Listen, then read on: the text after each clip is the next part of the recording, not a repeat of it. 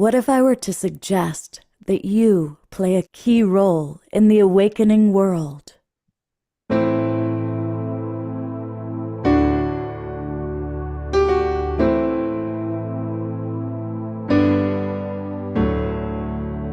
that you are watching this because you have heard the call.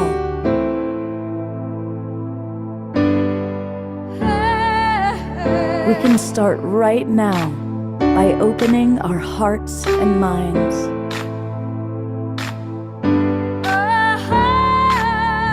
Welcome to the awakening world.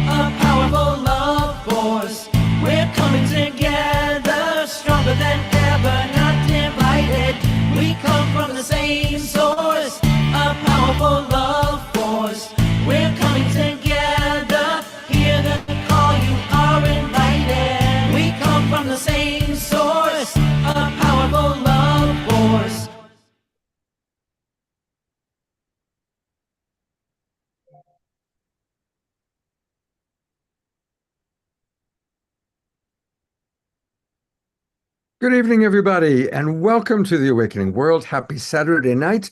Happy August to you.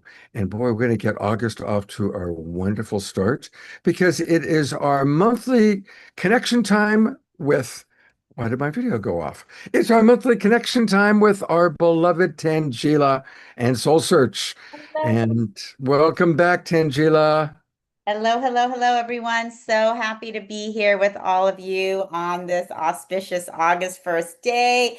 We are in the opening of the Lionsgate period, so the energies are very powerful already. We have so much energy coming in to support all of us during this time, all of us during this time of setting intentions and manifestation. And so, Scott, it's always incredible to be with the whole Global Peace Tribe community so we can come together in these energies to share our intentions for manifestation individually, but also collectively. And I think that's what we do so beautifully as a family together. Beautiful. And I want to welcome all of you who are watching on Facebook and YouTube, and you kind of all of a sudden plugged in or watching the recording. And if you are not already familiar with Soul Search, it is the place to go if you're looking for support through this incredible time on the planet. Soul Search is where Tangela has found the most extraordinary practitioners, healers, psychics, medicine workers, astrologers, tarot readers, all the different ways of really dropping into a deeper understanding of yourself and of this awakening world that we're all a part of. And you'll find it at soulsearch.io. They also do incredible enlightenment expos all over California, Arizona, Nevada, and look at all these incredible places where they go. So we're going to be learning more about Soul Search, their Enlightenment Expos, because tonight, four of Tangela's wonderful practitioners are with us. And in no specific order, we have Dr. Joanne Justice, who we're going to meet and listen to. A new friend, Irene Schultz, is with us. And we're excited about Irene's going to get us started in a few minutes. We're excited about her offering. Another new friend that's with us is Rich Silver, who I am looking for. There he is, waving his hand. Thank you, Rich. And then a little bit later on in the evening, Aurora is coming back, and we love Aurora, so we're excited about that. And we always have prayer time with Tiara a little bit later in the show. We also are going to get a wonderful report from Piper Dellums about the fundraising effort that we've done and how that's going and what she's done with the money we raised. But to get us off to our perfect start, here is our beloved house musical artist, the one and only Oma Star, who is our Oma Star. Yes, welcome and namaste, everybody. Happy August. And some of my favorite girlfriends were born in August, so that's a good thing. Leo's. I think it's Leo, isn't it? Something It's like that. Leo. Yeah. And so, in honor of that and my many broken hearts, which I've left broken open so that I can be the glorious light that I am, this one's called Love Is All There Is. And the three songs I share tonight, the first word in all of the titles is love. And so, what a concept.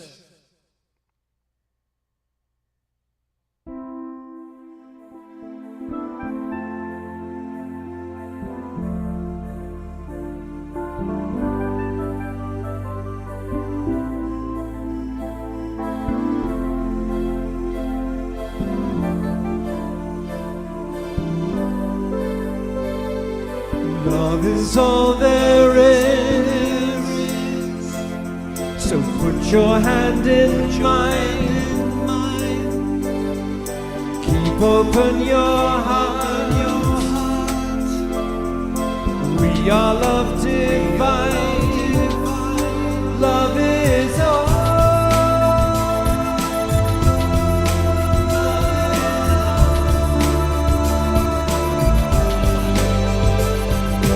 Love is all there is. Love makes you feel good. Love is perfect.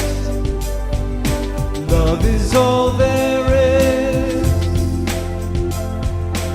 Anything less is nothing. Love's for everyone. Love is in everyone. Love is you. You are love. Love is. Truth is in everyone. Love is truth. Truth is love. Love is. Love is. Love is. Love is all.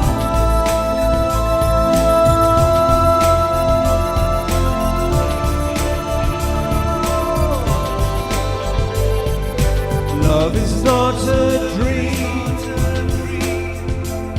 Love is all there is. Love lives in you, touching you, guiding you. Love is in everyone. Love is you.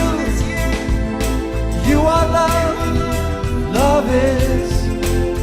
Truth is in everyone. Love is truth. Truth is love. Love is. Love is. Love is. Love is.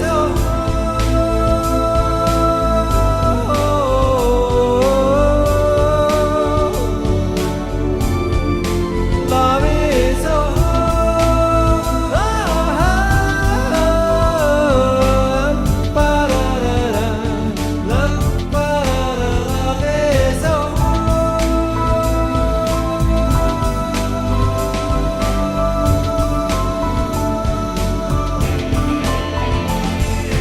Love is all there is. So put your hand in mine. Keep open your heart. We are love divine.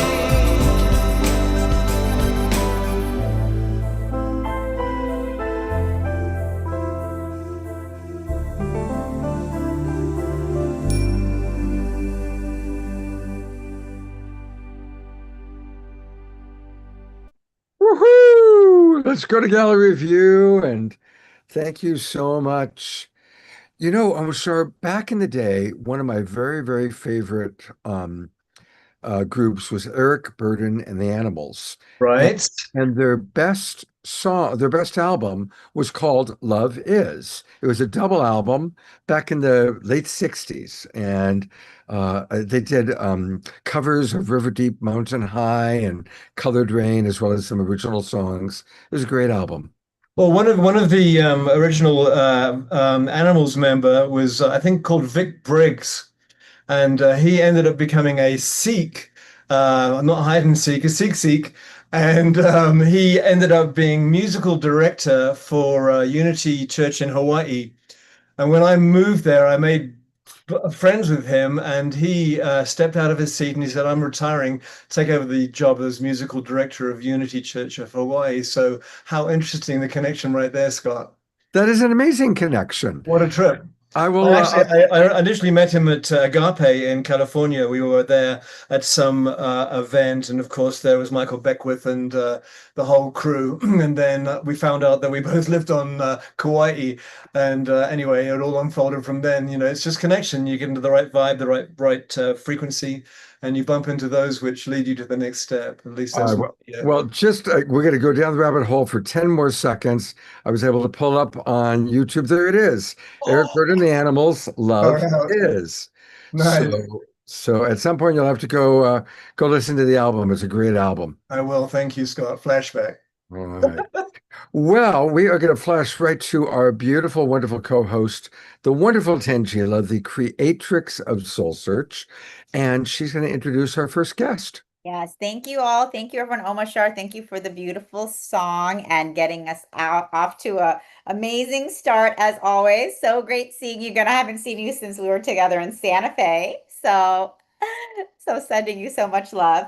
And I'm excited because we are introducing Irene Schultz, and it's her first time with us on the show. So we're really excited. Irene is amazing. She is the founder of Illuminated Pathway in Mason, Ohio. So for any of you watching who are in Ohio, she's local to you, but of course you can contact her from anywhere in the world. Irene brings over 25 years of experience in personal transformation and energy healing. She walks alongside clients, helping them clear outdated patterns and reclaim the parts of themselves they were taught to suppress, guiding them beyond healing into the embodiment of their soul's highest expression. Her work draws on the Akashic records, soul realignment, shamanic medicine, and bioenergetic healing to read the imprints carried across lifetimes and clear what no longer serves. At its core, her work calls people back to their divine power and voice to access the sacred wisdom that has been waiting beneath the surface all along. So, really powerful work. Thank you so much for being here with us today, Irene. Thank you, Tangela. It's nice to see you again, and Thank I'm really you. excited to be here tonight. I'm Irene, and I am in Mason, Ohio, close to Cincinnati. And like Tangela was saying, my work really centers around helping people step onto their highest path and really reclaim their soul purpose, using the Akashic records, doing soul realignment, shamanic medicine, and I also do bioenergetic healing.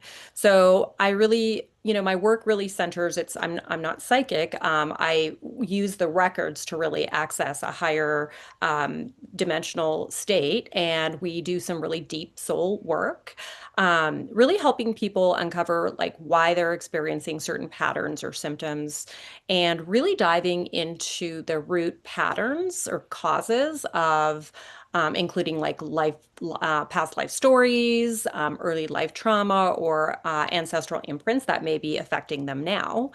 And so I also offer activations and soul integrations where there may be like dormant soul aspects that are wanting to come online. So, for example, I recently had a client who kept on suppressing her truth, and she had a past life where she was an extremely persuasive public speaker. And this soul aspect really wanted to merge with her in this life, even though she was suppressing it in this lifetime because she had rejected that part of herself. And so we worked together to reclaim that soul part. So it's really amazing work. Most recently, I have been, my work has really expanded to like channeling higher dimensional beings. So it really started with the dragons a few years ago when it was like the year of the dragon, and boy, the dragons really came in. But since then, some of the masters that I've channeled include Mother Mary, Jesus, Isis, and sometimes these beings come through when I'm in the records. So tonight, what I'm hoping to do is tune into the energies of August. So I do also offer collective energy readings. And so I just kind of offer a perspective. I go into the records and I do a little prayer. So I'll be quiet to get in and do my little prayer. And then once I get in, I get visions and downloads, and then I just interpret what I'm seeing. So I will be providing a channeling for what we can expect for August. Quick question, So, Irene. Quick question. While yes. you're dropping in, do you want the audience to kind of tune in? Are you doing a reading for this audience in August or for the universe in August? How does that work? So that's a good question, Scott. Actually, what I'm going to start off with is tuning into what's going on energetically behind the scenes, right? Like, so seeing, because a lot of times we get, like right now, we're getting bombarded with a lot of energies. And so I'm just tuning in to see what's going on. And a lot of times this relates to many people, including the audience members, because I feel like as these themes come in, it relates to many of us. Not always everyone, but I do feel like the themes are kind of an undercurrent kind of running through many people's lives. So it's really just looking to see, and what shows up sometimes is what might be going on with the earth. Like last month, I tuned into as soon as I opened the records for the 1st of July, I saw Leo. And even Leo season didn't start until the 21st. Like Leo came in really strong and he brought with him this like really bold, courageous energy. And coincidentally, there was a lot of people that were just felt this like surge of energy where things that had been put on hold, they suddenly had this newfound energy, this courage to move forward. And so, sometimes it's really whatever the flavor is. It could be astrology, it could be anything. So, what do you think if we get started? That sounds wonderful. Cool. And then maybe if we have time afterwards, we could also take a couple of questions from the audience, depending on how much comes through, and see if people want to get some more information about what's going on, how to navigate these energies, things like that. Wonderful. Thank you so much. Okay, great. All right. So I'm just going to take a couple of moments, like about 20, 30 seconds to get in my process, and then I'll let you know when the records are open. All right.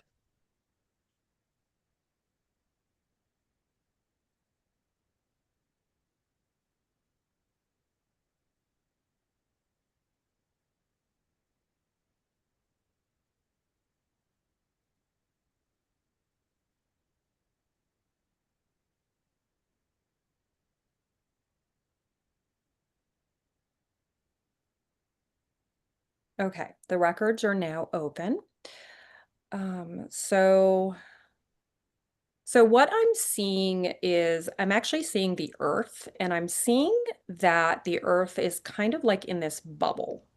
And I see these energies coming in that are like trying to hit the Earth or bombarding the Earth, but this bubble is almost like protective.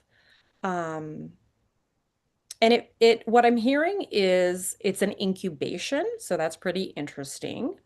Um, it's almost like the Earth is in a phase of incubation. And what I'm hearing is that we are also going through a parallel. So what often happens with the Earth, we also experience because we are organisms on the Earth. We are connected to the Earth. So it feels like even though there's a lot going on energetically, many of us are in this stasis or this incubation. And it's like we're being prepared for something. Um, it's almost like an anticipatory type of energy, but it's really asking us to rest, replenish. Um, right now, it's really easy to get sucked into the energies around us. And I think many people who are on this path are very sensitive people, and especially energetically.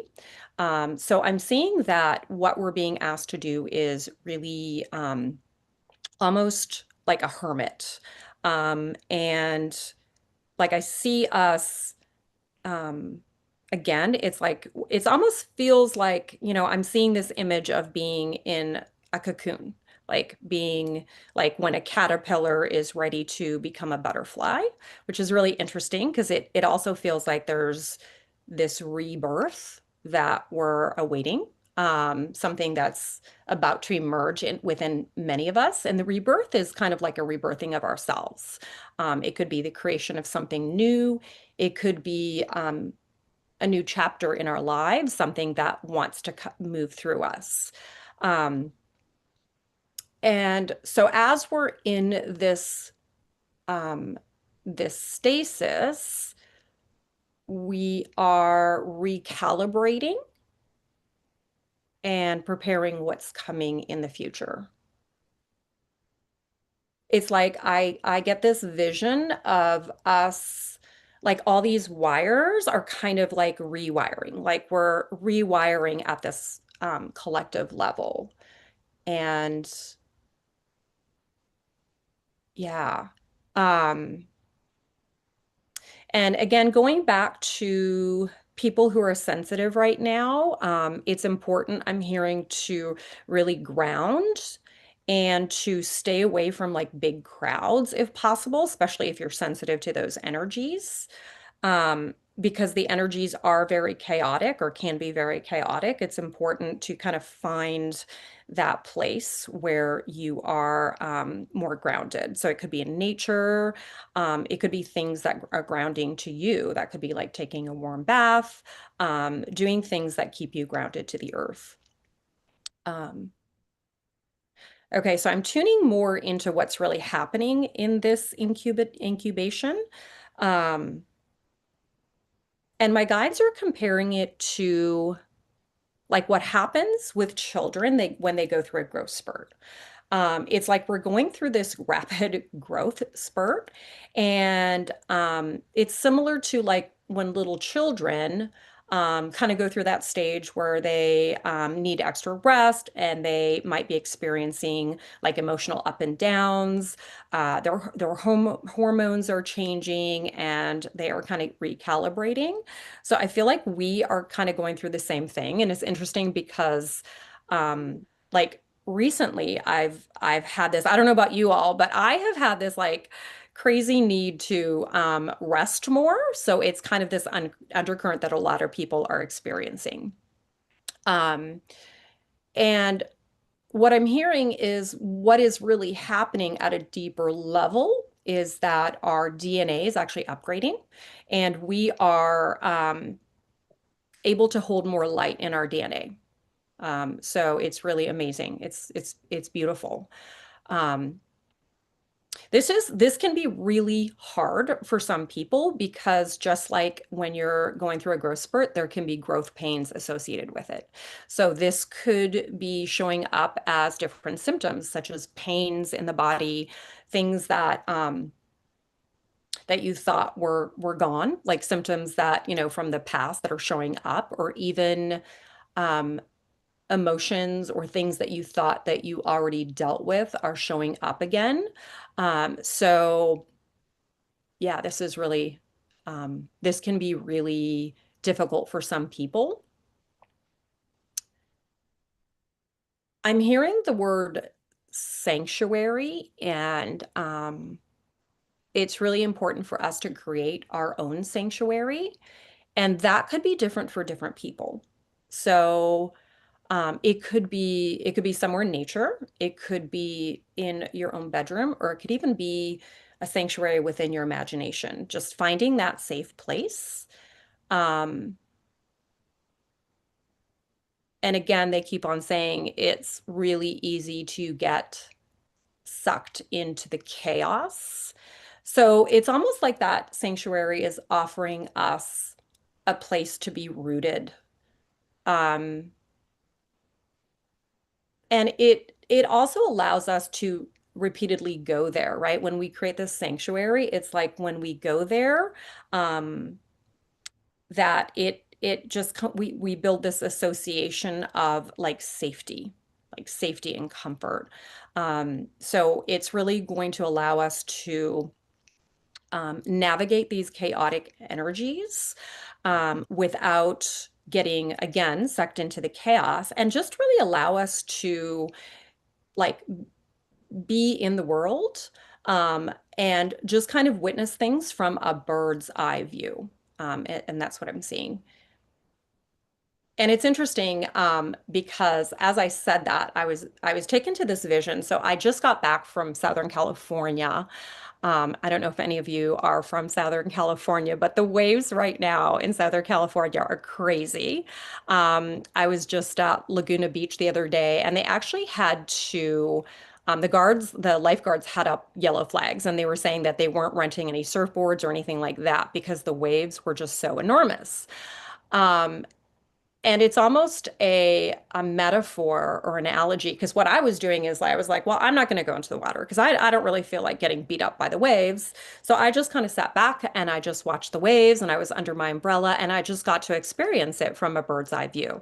And that's what they're talking about, because the waves are kind of these energies that are coming in. Literally, they're coming in these waves, right? And they are, if we get in the water, we could potentially be battered by the waves. And I did see people actually, some people were brave enough to get into the water, and oh boy, they were certainly getting quite a joyride.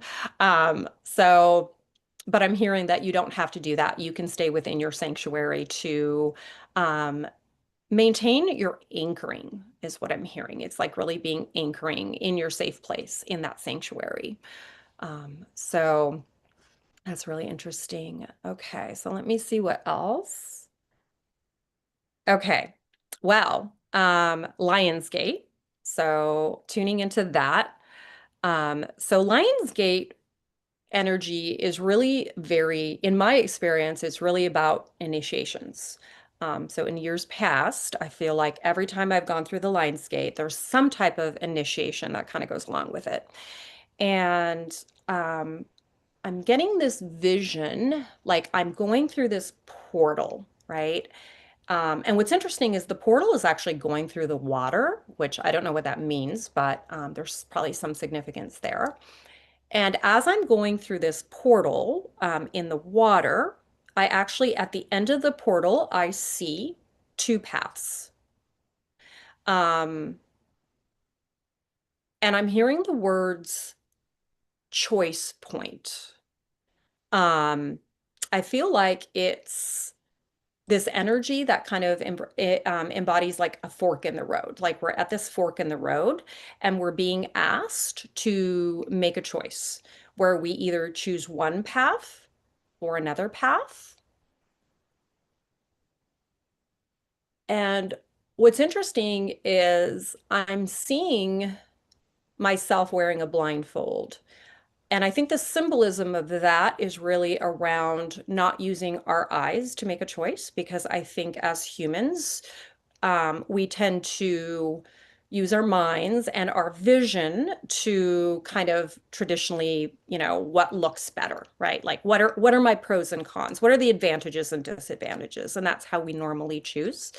But what I'm sensing with this choice is really about using our internal navigation system. Yeah, and someone said bifurcation, and that's exactly it. We're in this bifurcation, and every choice that we make is very important. We're literally choosing one path or the other, right? There's a lot of duality playing out in the world right now. And but the way to navigate this is not the traditional way. It's really about tuning into your heart and feeling your way into it, because one choice might look more alluring, and if we use our eyes to choose, we may be fooled, or it may be an illusion. Okay, so it's really about tuning into our own navigation system to really move through these energies. Um, all right, let me see if there's anything else.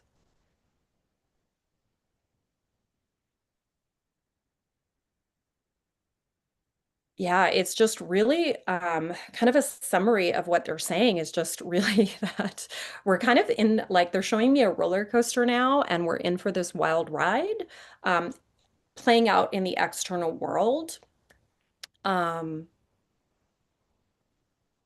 and the only way to navigate through this is, again, being anchored, grounded, trying to stay out of the chaos, trying to stay out of drama, being aware to our reactions. Um, and specifically just bringing light to our reactions and just noticing them, because what I'm hearing is it's old programs that are just playing out. They're just something that it's like a program that keeps on running. And the only way to um, move through it is to not resist it or push against it, but rather to um, bring awareness to it. And again, it's having that bird's eye view, like I was talking about earlier, to be able to see it into yourself without reacting. Um, and once you can observe it, you can be in an easier place to kind of catch yourself. And even if you don't catch yourself in the moment, it's really about even just observing it, and it almost lessens. It's like you're giving it less energy when you observe it. So if it happens again next time, it might be enough to where you don't get sucked into it. Um, okay. Do we have time for any questions from the audience? Yeah, I actually also want to read to you some of the comments coming in from the audience. Sure, So sure. if anybody has a question, pop it in because I'm looking at the chat box. But people are really relating well to what you're writing here. There's a really good responses. So I'm just going to read a few of the things that are coming in. Piper Dellums, who we're going to hear from a little bit, says, I am really resonating with this. So that's beautiful. Um, and a lot of us, we've talked a lot, by the way, Irene, about the bifurcation over the last year, really, different presenters. And so that's definitely something that as you were talking, I was curious. And then sure enough, you saw Susan's comment about bifurcation. Um, and Ayada writes, I'm sure feeling this a lot. Some days I have fairly good energy, and other days I can barely get things done. And that's, part of what I think you were talking about. Omishar also talking about the need for rest is really increased. Um, and DR mentions that it's related to the solar plexus upgrades, water and sun, and how that impacts that part of us. So beautiful, beautiful. And let me see if anybody has any questions. Oh, here's one. Sylvia loves dragons. Tell us a little bit more about your experience of dragons. Like, what is the dragon energy and how do they come to you? That's very interesting. Yeah. So my personal connection to dragons, I feel like they hold a lot of creation energy. Um, I feel like they are connected to the original DNA blueprints of Earth when the Earth was seeded. And every time they come in, their energy is really, really powerful, really holding a lot of creation and at the same time, like creation and destruction, because those are actually two, like the same energy, two parts of the same coin, right? So it's kind of like the opposite, but the same energy. So, and what I feel like the dragons have been doing is really working they use a lot of fire energy to kind of burn. The way they kind of described it to me is when farmers burn their fields after crops in order to kind of create new growth. And so I feel like when they came in the year of the dragon a couple years ago, it was really about they brought in a lot of burning, like trying to like purification energy, like they're here to purify. And what's interesting is the dragon energy actually comes through my session sometimes, and it comes through when clients are needing purification or also when they're needing a DNA activation. So when people, and I don't choose it, like they just come in when they, Like I can't decide ahead of time, like if this person's going to get a dragon session, like they come in when they need to. A lot of times what people experience after one of these sessions is a lot of like really, like it wakes up a part of themselves that had been dormant for a while. So I hope that answers your question. Absolutely beautiful. Yeah, Unfortunately, we are out of time because we've got four more presenters tonight, actually. sure, sure. But I want to remind people there are two ways that you can find Irene. First off, all of the people you've seen tonight, you can find on Soul Search. Just go to soulsearch.io, go into practitioners, do a search, and ask for Irene, and she will come right up. And there's a lot of different ways that people come up when you're working with the Soul Search website. And then she has, of course, her own website. And it's a beautiful, beautiful name for a website, illuminatedpathway.com. Illuminatedpathway.com. And there she is. Is there anything you'd like to make sure that we show people that are watching right now about your website, like how to schedule a session or any upcoming offerings you want to make sure we talk about? It's actually not on my website yet, but I'm so excited to announce that I will be hosting a retreat next year in Greece. We will be going to sacred sites, and it's called Reclaiming the Voice of the Oracle. We're just in the process of I'm partnering with a friend from the Netherlands, and we're putting it together. And I think it's going to be amazing. It's going to be I'm not even going to call it retreat. It's more like a journey. So if you're interested, please email me because we are going to be putting out the information here in the next month. Wonderful. Well, I'm half Greek, so Oh, there awesome. you Yeah, go. I wondered about your last name, Scott. Well, it used to be Katamerton Apopopoulos. Okay, yes. So there you Got go. you. Well, I would love to have you back on the show again. You're delightful. And Thank so you. let's have you back on once you get everything all together for Greece so we can get a little more of Irene and help really promote the Greece adventure. Okay. Thank you. Thank you so much, Irene, and thank you for bringing us into these collective energies of August together. That was really beautiful. Thank you. So now we have our next guest coming up, Dr. Joanne Justice, who we have had on the show before, but I'm so happy that she's joining us again. Dr. Joanne Justice is a Chaldean mathematician, numerologist, researcher, software developer, author, and educator whose work has focused on preserving, reconstructing, and advancing the ancient Chaldean mathematical system for the modern world. For decades, she has combined historical research, mathematical analysis, software engineering, and personal consultation to develop practical tools designed to help individuals better understand themselves, their relationships, and their life direction. And really, Dr. Joanne, you have created such an incredible body of work, bringing Chaldean numerology out to the world right now. Very, very powerful. And welcome back to the show. Oh, you're on mute. Mhm. Thank you very much for having me back. I'm very passionate about my work. I am a logistics expert by trade and intuitive by birth. And I'm an Aquarius and I bleed for everyone, basically. I care about everyone. I don't care what color you are. I don't care where you come from. I'm here to help you. And I took over my mother's work, and this was not an easy assignment. This has taken me decades. I have perfected my software programs. There are no other programs out there that can produce the results that I can. And I want everyone to understand that your name and your birth date form your DNA code. I can decrypt that DNA code and turn that into a life blueprint. It is your owner's manual. It tells you who you are, how you operate, what you come in to do in this lifetime. Now, that doesn't mean you have free will and choice. So you can change that anytime you want. This is like reading a personalized consumer report on your pros and cons, which is really, really important. So I like to deal with your control panel.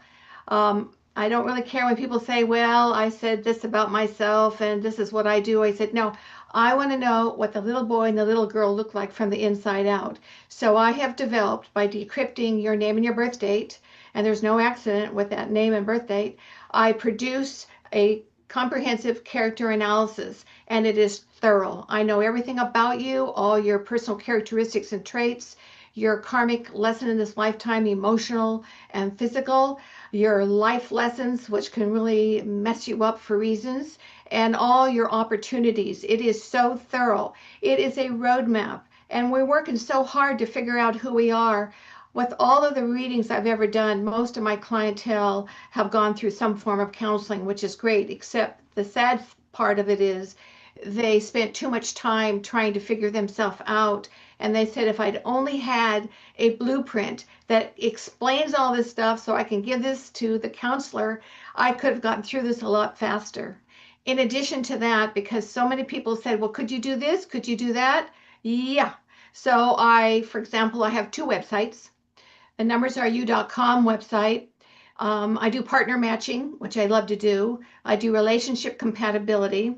I do a legal name evaluation, which is very, very important. Naming is not as easy as you think. I do business naming, and for special people, I will do baby name evaluation.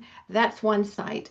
And then my Map Me Too site, this is the blueprint I want everybody to have. If you want to learn about yourself, you want to learn how to communicate, it is very, very thorough. I will tell you that the most difficult development for everyone, and everybody comes in having to work on it, is when you avoid confrontation. There are two levels. There's a business level and a personal level. You may be great in one and not the other, but you need a check mark in both. Because when you give away your power because you can't say no and you say yes instead, you make decisions that aren't necessarily in your best interest. And it takes time to develop that. It is not something you can do overnight, especially if you come in from an environment where you were abused or you had controlling parents and your mom and dad said, no, you can't afford that, you can't have that. You have all this garbage in your subconscious mind, and it takes time to work through that. And by having this life blueprint, you can read through. I don't just tell you, what your trait is. I give you examples of everything possible surrounding that trait. So I love what I do. And most importantly, like I said, people call me and say, can you do this? Can you do that? Excuse me. So I have just expanded my work for doing business and personal readings. And what more can I say? We have a control panel. Life is a numbers game, and everything is in the universe is based on numbers and frequencies. And that's just the way we operate. We live in an address, we have phone numbers, we have bank accounts.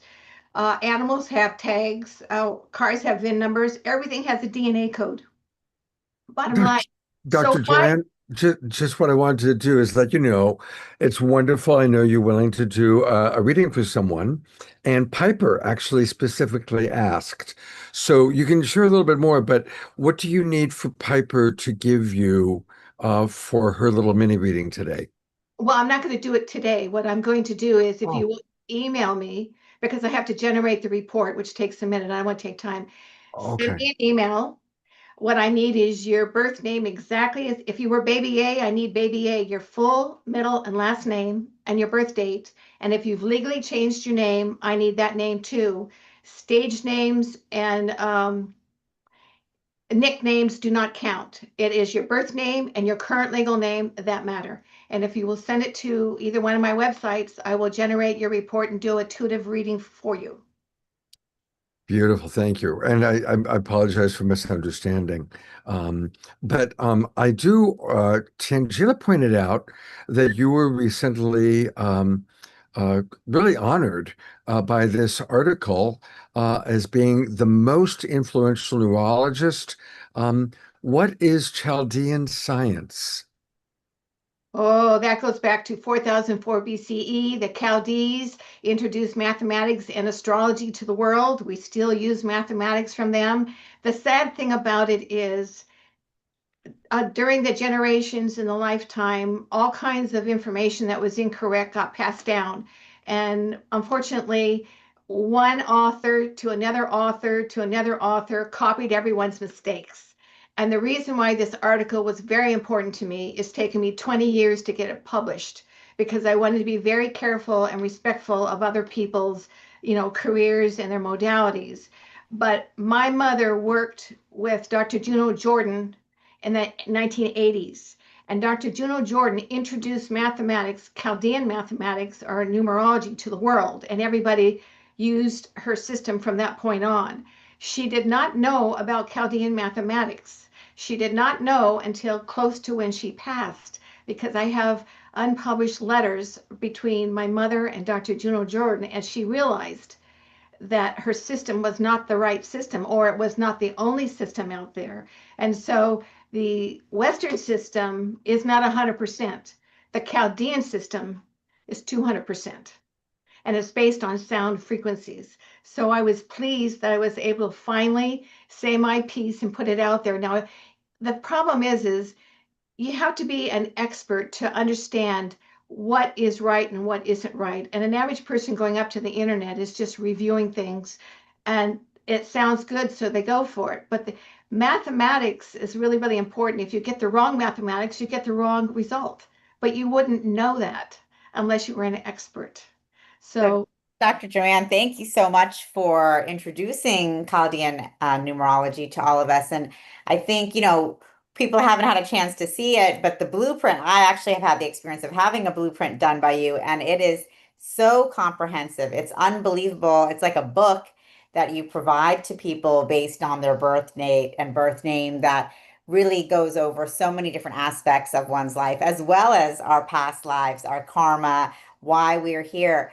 I think a couple of questions that I think might be interesting for the audience is what happens if you change your name? Obviously, a lot of people change their name. A lot of people get married, women get married and change their name.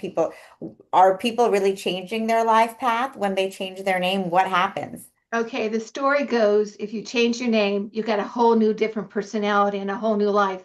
That is false. It doesn't work that way. So when you come in, the original birth certificate, because you might have been adopted, is Program A. Program A is with you from birth to death.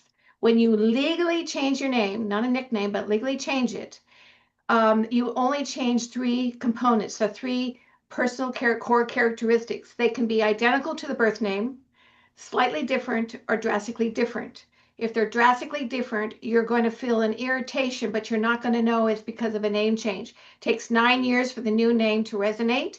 So you have Program A and you have Program B, and their frequencies, and they have to get along. They have to get along. And I'll give you an example. One of my clients was so happy before she got married and giggly. She had a beautiful three, the butterfly, the entertainer, all that great stuff.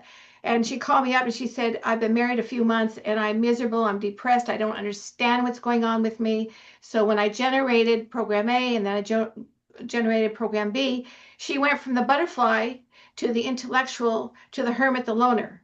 The hermit, the loner doesn't like the butterfly. And these two have to work together. So people don't realize how important that name change is. So I do name change evaluations.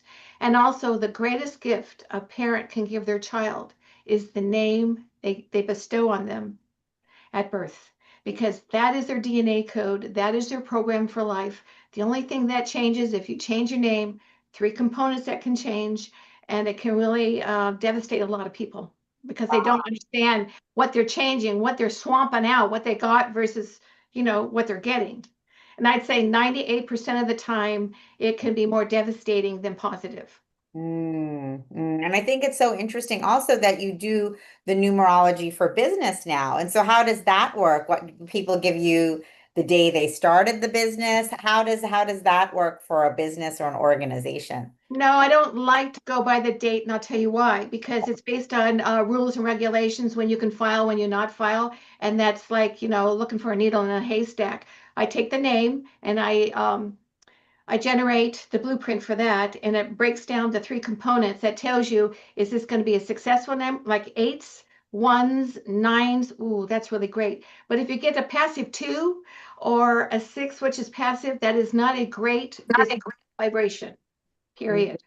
So I can evaluate the name, and I have one client that just called me, and he asked me to evaluate. He's doing a book tour. Well, before he does that, he's trying to choose the book name, And we went through like 20 of these names before he found the right name that was the perfect fit. But you would not know until you generate it. Like a lot of people will say, I'm going to use a biblical name for my child because it means this. Doesn't mean zip because it's frequencies, it's energies. And so when it calculates out, that's a whole different story than the meaning of what you think it means. So it's very, very powerful. That's why I love it. And Omashar is asking a question. He says, I have been using the name Omashar for over 2 decades. It is not my birth name. What effects might be happening to me as a result of this? Okay, two things.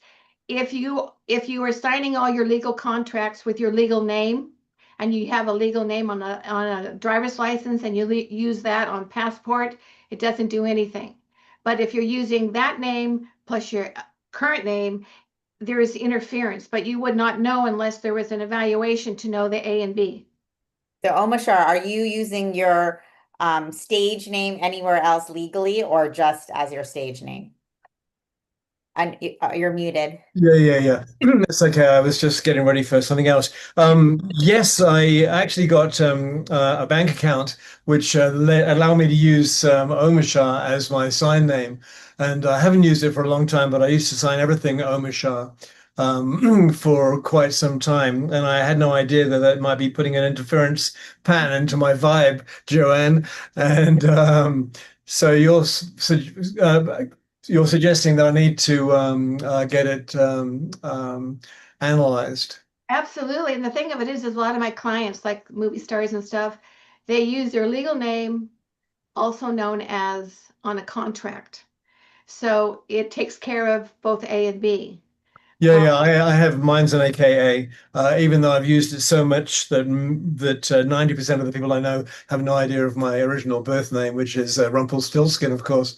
And so that was a joke. But you need to know. You need to know what you came in with. That is the plan that you came in with. Okay. Now we don't. Most people don't fulfill their plan because life gets in the way, right? Things happen, and you go down a different direction. You bounce around for a while, and maybe you go forward, and it's great for a while, and then you hit another stop sign or whatever. So we don't always get to where we need to go. But it's always great to know what you are capable. What is your full potential? What can you possibly get out of who you are? That's really important to me. And I'll give you, I have a lot of clients that have the financial numbers, and then they have a couple little passive numbers. The passive number is like a little two. It's a peacemaker, very sensitive, no drama, no upset. Well, if you have one of those numbers, that's like a stop sign, and you got the accelerator one way you want to go forward, but that Right. stop sign allows the confusion. It's like you buy a Ferrari and everyone says, well, why aren't you driving it? And you say, well, when I release the brake, I'll hit the accelerator. Yeah, But no, I've actually experienced that a lot of my life, this double-edged yeah, energy, and I've tried to accelerate forward, and something has just either had me veer off or stop me. So thank you for the insight. yep. Yeah. And Carol is also asking, what is the significance of the middle name? Is there a significance of the middle name? Absolutely. In order to give you the right answer, the right blueprint, I need exactly what's on your birth certificate. If you were baby A or baby B, I have to run baby A or baby B. The first original birth certificate is everything. Now, if you decide to change it later on, that's program B. And if you change it, like one of my clients changed her name 11 times, she's an astrologer.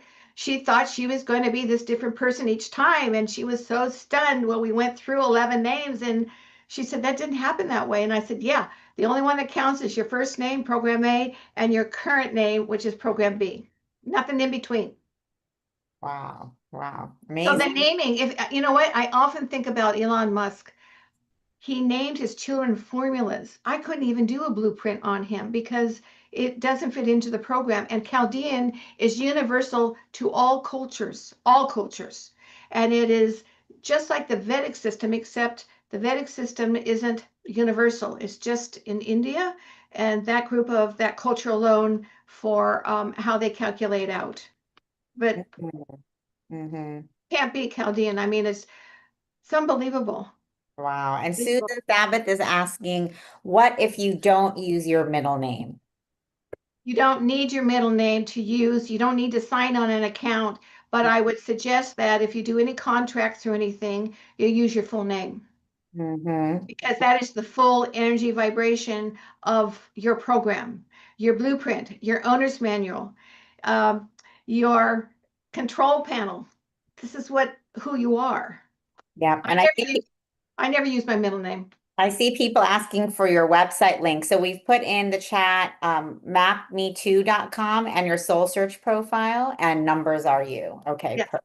perfect. So we have that. And then Piper was just asking, I was a butterfly before my marriage too, added a hyphenated last name and trauma knocked over and over, but went directly back to my birth name, but the butterfly is no longer. Where'd the butterfly go? Is she coming back?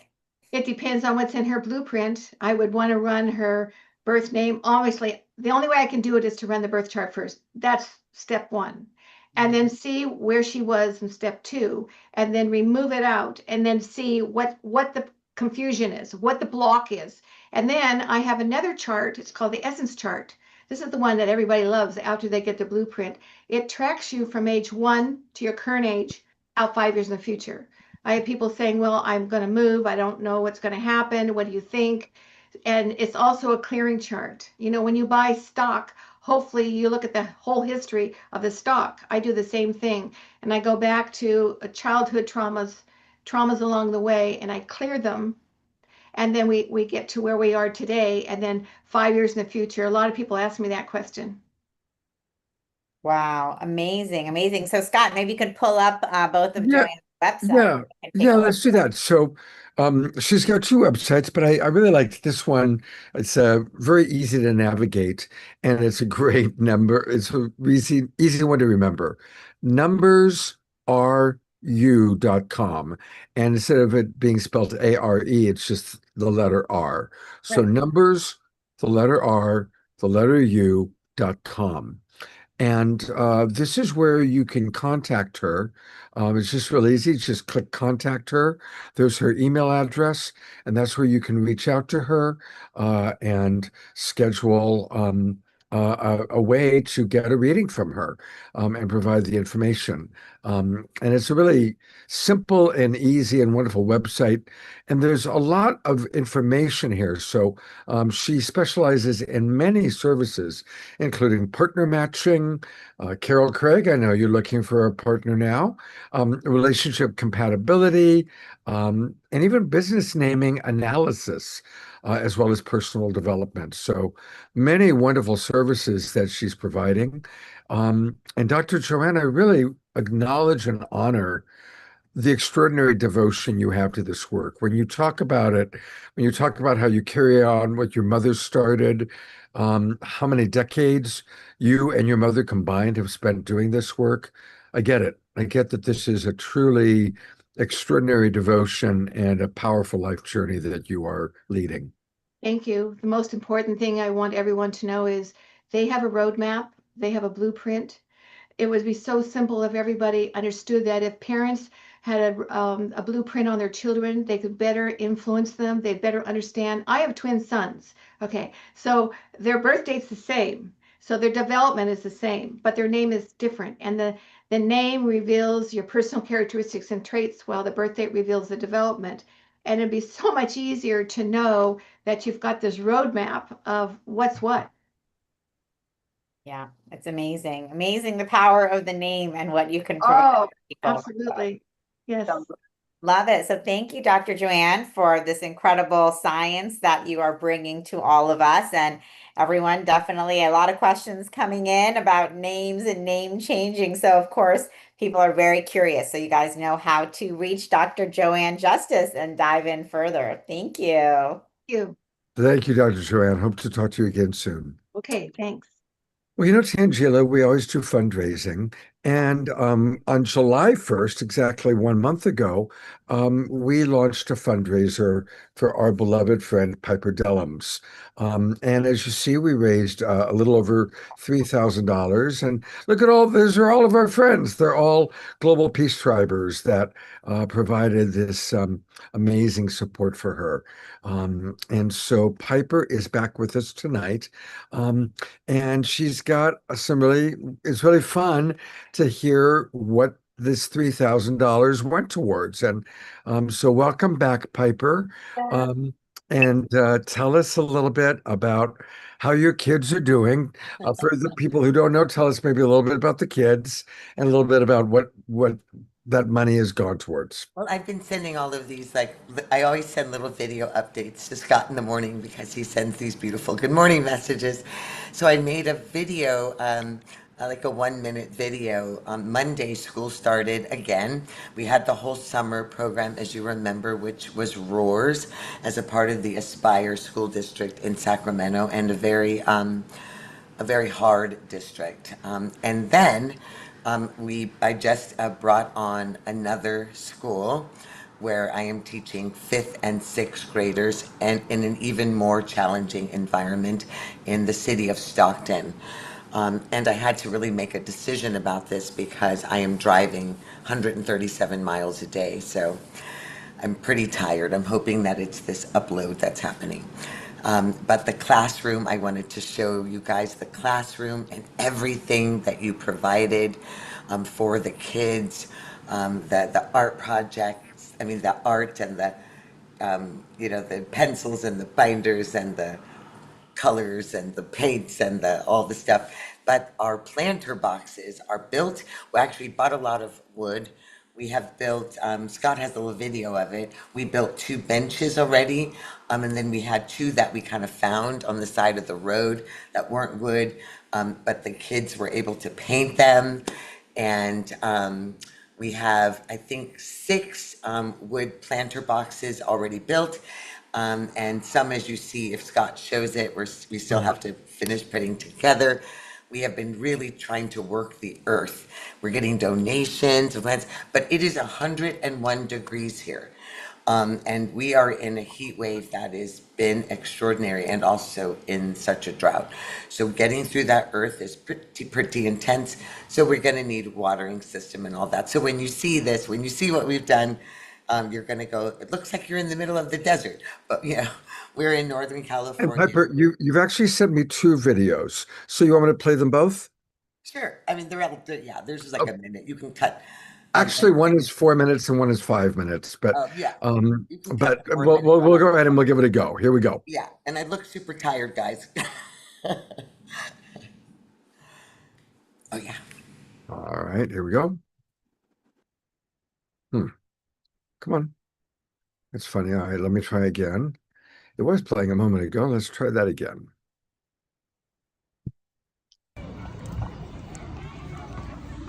So we will get to plant. These are older boxes, but we actually tried to do bulbs. They didn't last, but there are more additional here. The bulbs didn't last. It's just too hot and dry, and we don't have a watering system, but we're gonna figure that out, work that out. And the other, hello. Oh, these 2 benches, these we built. So now these are So benches it's the same that wood you built that with we some of the funds used to raised, get. correct?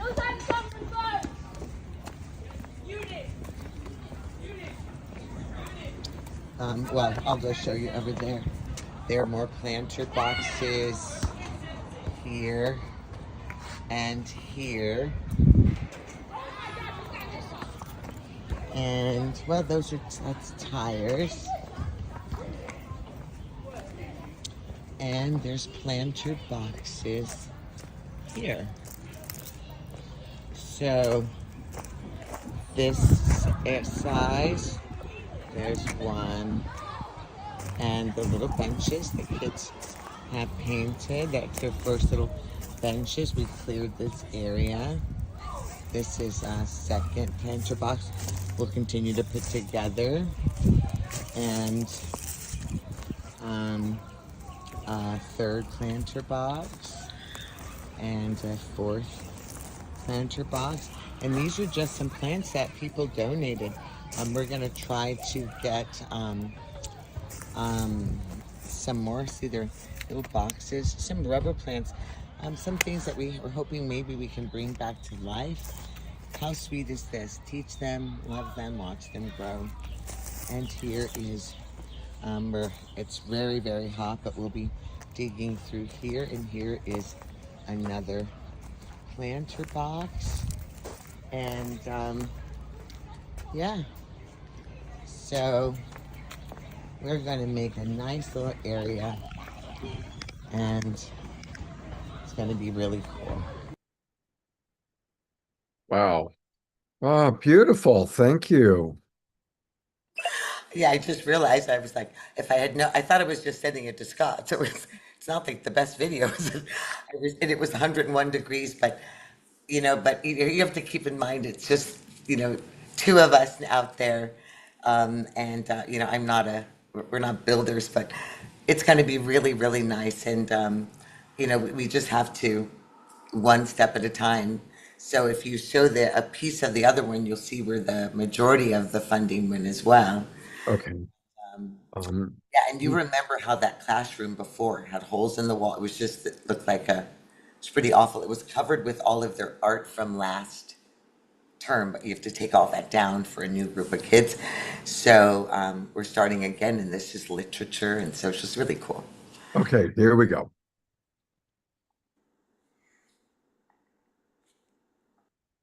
You know what? It seems like I guess I have to just start it every time again. So hang on a second.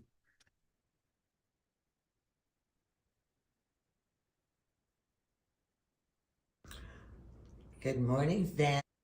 Shoot, sorry. Good morning, family. I just wanted to invite you into my new classroom.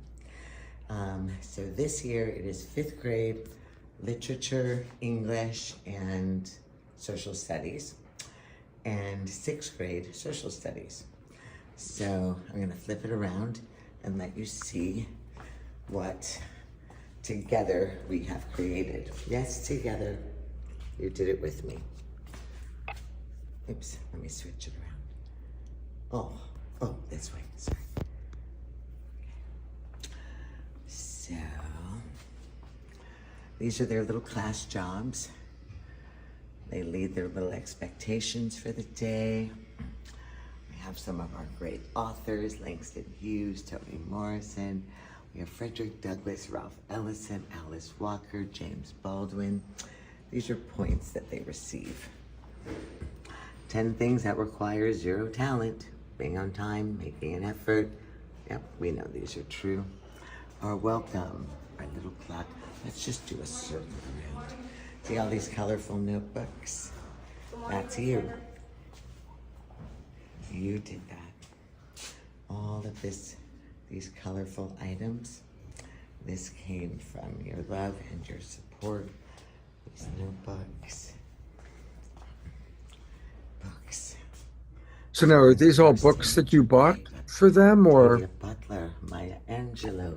Yes, we bought books. Remember, there's no library. Right. And we got books donated. Always in knowledge. So this term, we're teaching Esperanto Rising, narrative, image, integrity, grace, courage, speculation, endowment, wisdom, justice, perceptive, liberation, emotion, activism, unity. Catcher in the Rye. And we're teaching, there's a Percy Jackson. So, things that we could get in bulk. If anyone out there, knows or has supplies, this is my chill out lounge. I call it my Zen Den.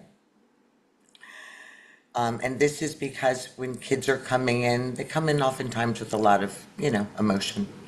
so they can anonymously, anytime they want, they say, Teacher Piper, I need to go to the Zen Den. To let them know that all difficult roads, always lead on a beautiful journey. I just took this stuff out of my backyard to provide for them. And sometimes they just need a break. Yeah. And all of these things you guys provided, these boards, eraser boards, all of the binders, all of those, everything there. And, for 135 kids. And this is not even the art stuff. This was just on Friday. School started Monday. So this was just bringing them into the room, all the poster boards.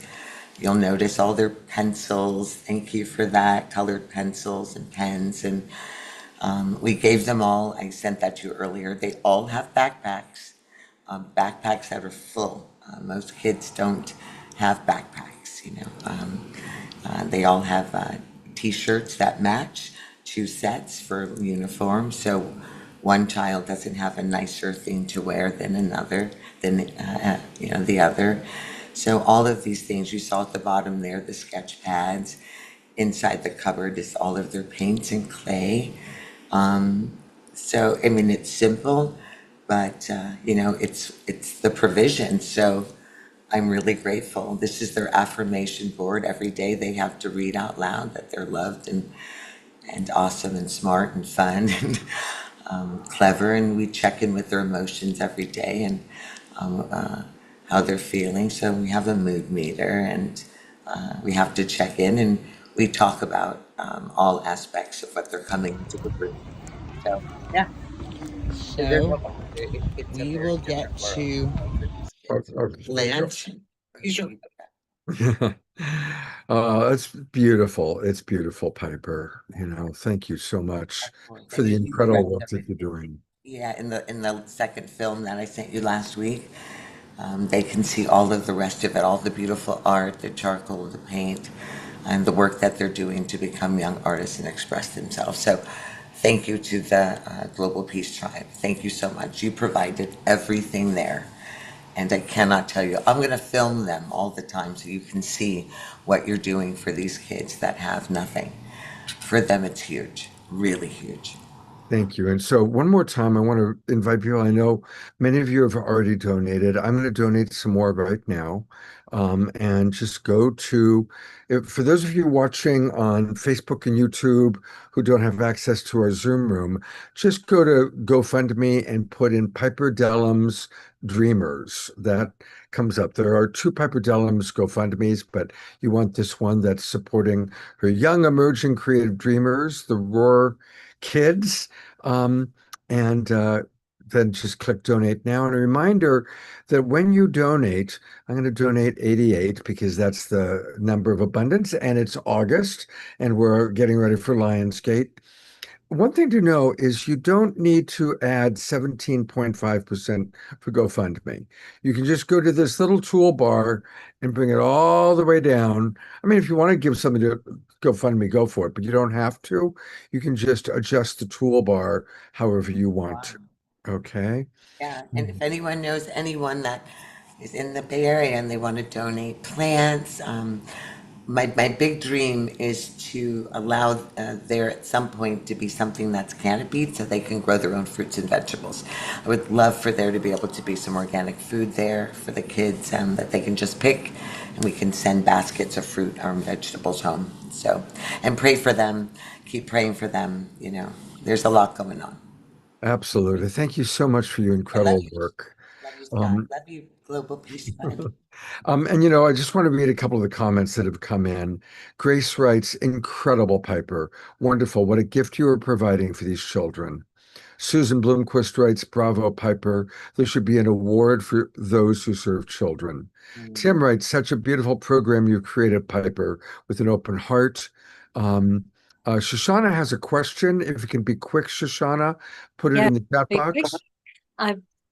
Get it in the chat box. Well, okay, go ahead and ask. Just really quick. I've been one of the wonderful organizations. Hi, you're like my favorite piece Global Peace Tribe angel that I've never even talked to directly. I just adore you. I pray for you. You are just like the living legacy of blessing. Oh my God. Okay, so I've been working with Founding Mothers Movement, thanks to this show and being connecting. They're doing the World Peace Children's Day. And I keep flashing on you. I'm like, Piper, I've got to reach Piper. She is the one. So I'm going to reach out to you. But Get all of I my was saying that I information was from Scott. okay. That I was like a Montessori, you know, I had a master's or whatever. And they're like, oh, and because I was talking about for peace, we need peace education. We need that for the world, bringing in all the indigenous wisdom, everything that was, you know, erased by the patriarchy. We need to bring it back. So that's the project I'm taking on, 365 Days of Peace. And I'm going to reach out to you. Please, And we have a lot of Native children, a lot of indigenous children. Our school is predominantly indigenous, beautiful. Mexican, Central American. We have refugees Yeah. and African American. That's So pretty we'll continue the conversation. There's also awards for creativity for kids, and it's going to be this huge thing. And the United States is the only country that hasn't accepted the UN rights of children. It's crazy. Absolutely. And so I'm going to reach out to you. Yay. Susanna, I love you. I love you. And everyone, keep in mind the Black and Missing Project. If you think about it, there's still now, remember the last time we spoke, there were 98,000 missing African American girls in America since 2024. 98,000, I believe. If you go on that nonprofit, it's up to over 200,000. No one's looking. No one's looking. Please, please, please help to donate to that nonprofit. And I have a whole section in my We Are Is Love boutique under Beautifully Black. Anything that's purchased, clothes, backpacks, get donated to schools, and those monies go to this nonprofit. So we've really got to, we put my contact number in the chat so we can start connecting right away. Thank you. Yeah, indigenous children are missing too. Go ahead and just send each other direct messages in the chat box. That's a great way to do it. Thanks, Scott. We love you. Bye. Thank you, Piper. Thank you so much. Thank you, Shoshana. All right. Well, we've got a lot to integrate. Piper, understanding numbers, the dynamics of what's happening in August. So to integrate all of this we go to our beloved house musical artist for the mid-show song break. Yes. Holy smoke. Thank you, Piper. That was rocking, sharing. For some reason, my daily prayers are for the children of our world now. And it's something that you have brought into my consciousness. Thank you so much. But it needs to come from all of us because that is where it starts and that is also where it can stop. And so thank you. And so here's a rocking little number. I have a little announcement to make, but maybe I'll do it later, Scott, with GPTs. And so put on your headphones, get on your dancing shoes. And let's go down a rabbit hole. How about that? Okay, here we go.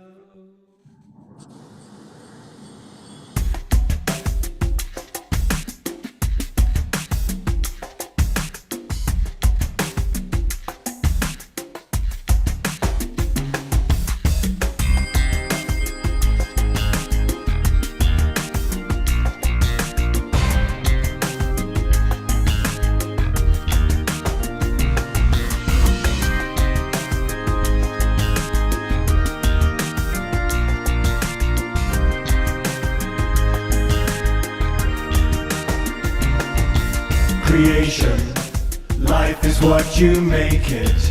Sometimes you have to fake it to walk upon a new path, to set yourself free. Freedom is our birthright.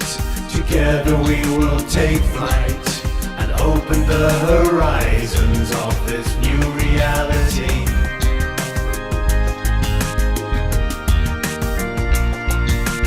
Love the life you live the life you love. Wake up, it's time for us to make up and walk the same direction, the one in which we're rising as one world family. The earth itself is changing, our lives are rearranging to ones of joy and laughter, peace and harmony.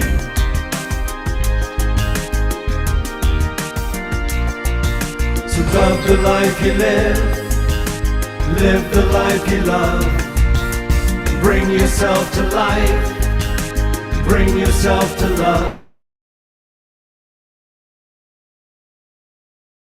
Life you love yourself to life, give yourself to love. And now the choice is made, we hear the call to freedom. Our lights will reveal all, there are no shadows, no fall.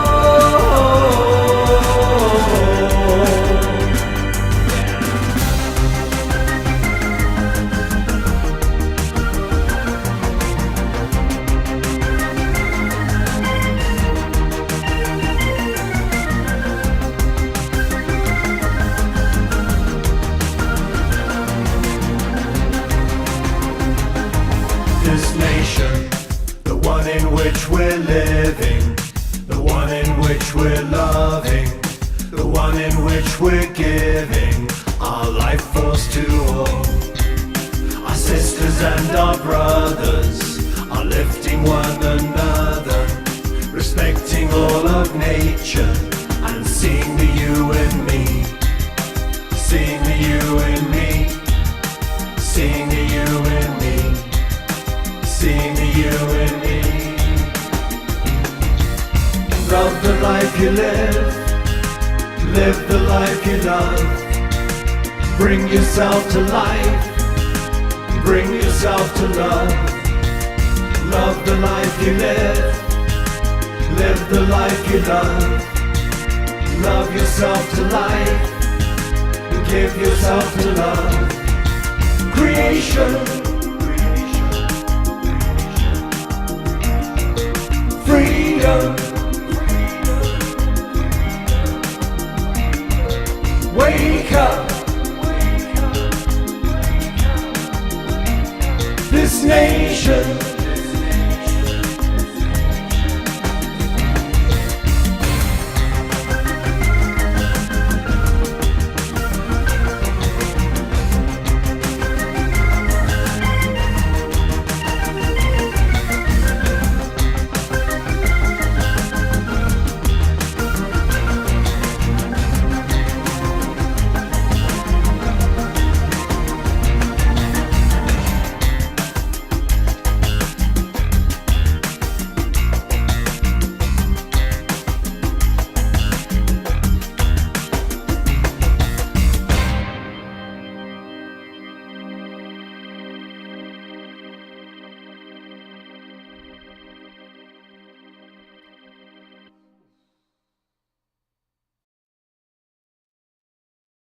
Oops, that was rocking and rolling and getting the energy running beautifully. It was, and yeah, I haven't worked out that glitch. There's a weird glitch where 2 seconds every so often drops out, and I've rebuilt my computer. And the last thing is tomorrow. I've had to buy a new backup drive, and I'm going to reinstall my operating system. So I don't know what's up, Scott. But anyway, hopefully it didn't take away No, well, it's funny to watch because everybody's dancing and then it's silence and people are like, and then it starts up again. So Yeah, well, it's almost become part hopefully, of yeah, it's what it is. I'm doing my best, but it's we have almost sorry. It's almost fun. It's almost fun when it happens. So it's all good.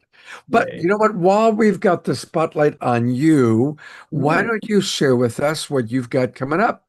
I will. Can you guys hear me okay? I've You sound great. in my little control room here, I have to change all these mic sources and do this, that, and the other. So what I'm going to do now is share my screen, hopefully. Oh, that's the wrong bloody thing. I swear when I'm stressed. So, okay, there we go. Sharing my screen. And there's two things happening. But first, There is a house in New Orleans. So Victor Briggs was a member of the Animals. I did not know him then because that was way beyond my time. However, this is how I met him as a Sikh in Agape Church in California with Michael Beckwith, and he met Ravi Shankar, and he left the Animals, and he became a really well-known Indian instrumentalist, and then he became a really famous Hawaiian musician, and that's where I knew him. And this is him. He passed about a couple of years ago, a year and a half ago, tragically rather young. However, this is Mr. Animals, Vic Briggs, who became Antion Vikram Singh Meredith, a Sikh. And so that's that. And also I'm a part of this thing called the Global Peace Activation, globalpeaceactivation.org. And it's originating out of Australia. So it starts on Lions Gate in Australia, which is late night on the 7th here. And it's going to follow about 100 different groups around the world as the time shifts to spread a wave of peace around the world.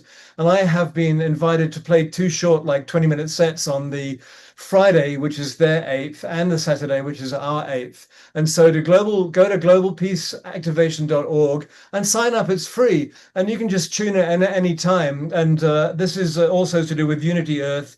And it's broadcast by our friends in Vancouver, Hubcast, amazing facility up there that we are all involved in. And anyway, that's my thing, I think. Scott, I'll put in the chat box the information, but you can just sign up and click on whenever you're awake and watch what happens, because it's a 24-hour live stream. There we go. Great. Thank you so much. And let's all do that. And that is amazing, the whole connection that you talked about and love is, and it's all in an amazing. It is the ways that Scott and I are connected, and all of us, I am sure, if we extrapolate through our history, is probably no surprise. But as you know, as the time goes on in each other's presence, we're finding these new connections that really okay. I coached and then took out on a couple of dates the mother of one of Omashar's children, as an example. Hello. Right? I know. It's like, really? Dude. Yeah. She's mine. She's all yours. She's all yours. Yeah, cancel clear. Yeah, we're still really good friends. I'm friends with all the mothers of all my children, so that's a good thing. Even the ones that you don't remember. Even the ones, yeah. Okay, bye. Here we go. I am going to turn it back over to our beautiful Tangela, who has another introduction for us. Thank you, Scott. And again, thank you for the beautiful song, Omashar. That was very empowering and activating for all of us. Loved it, loved it.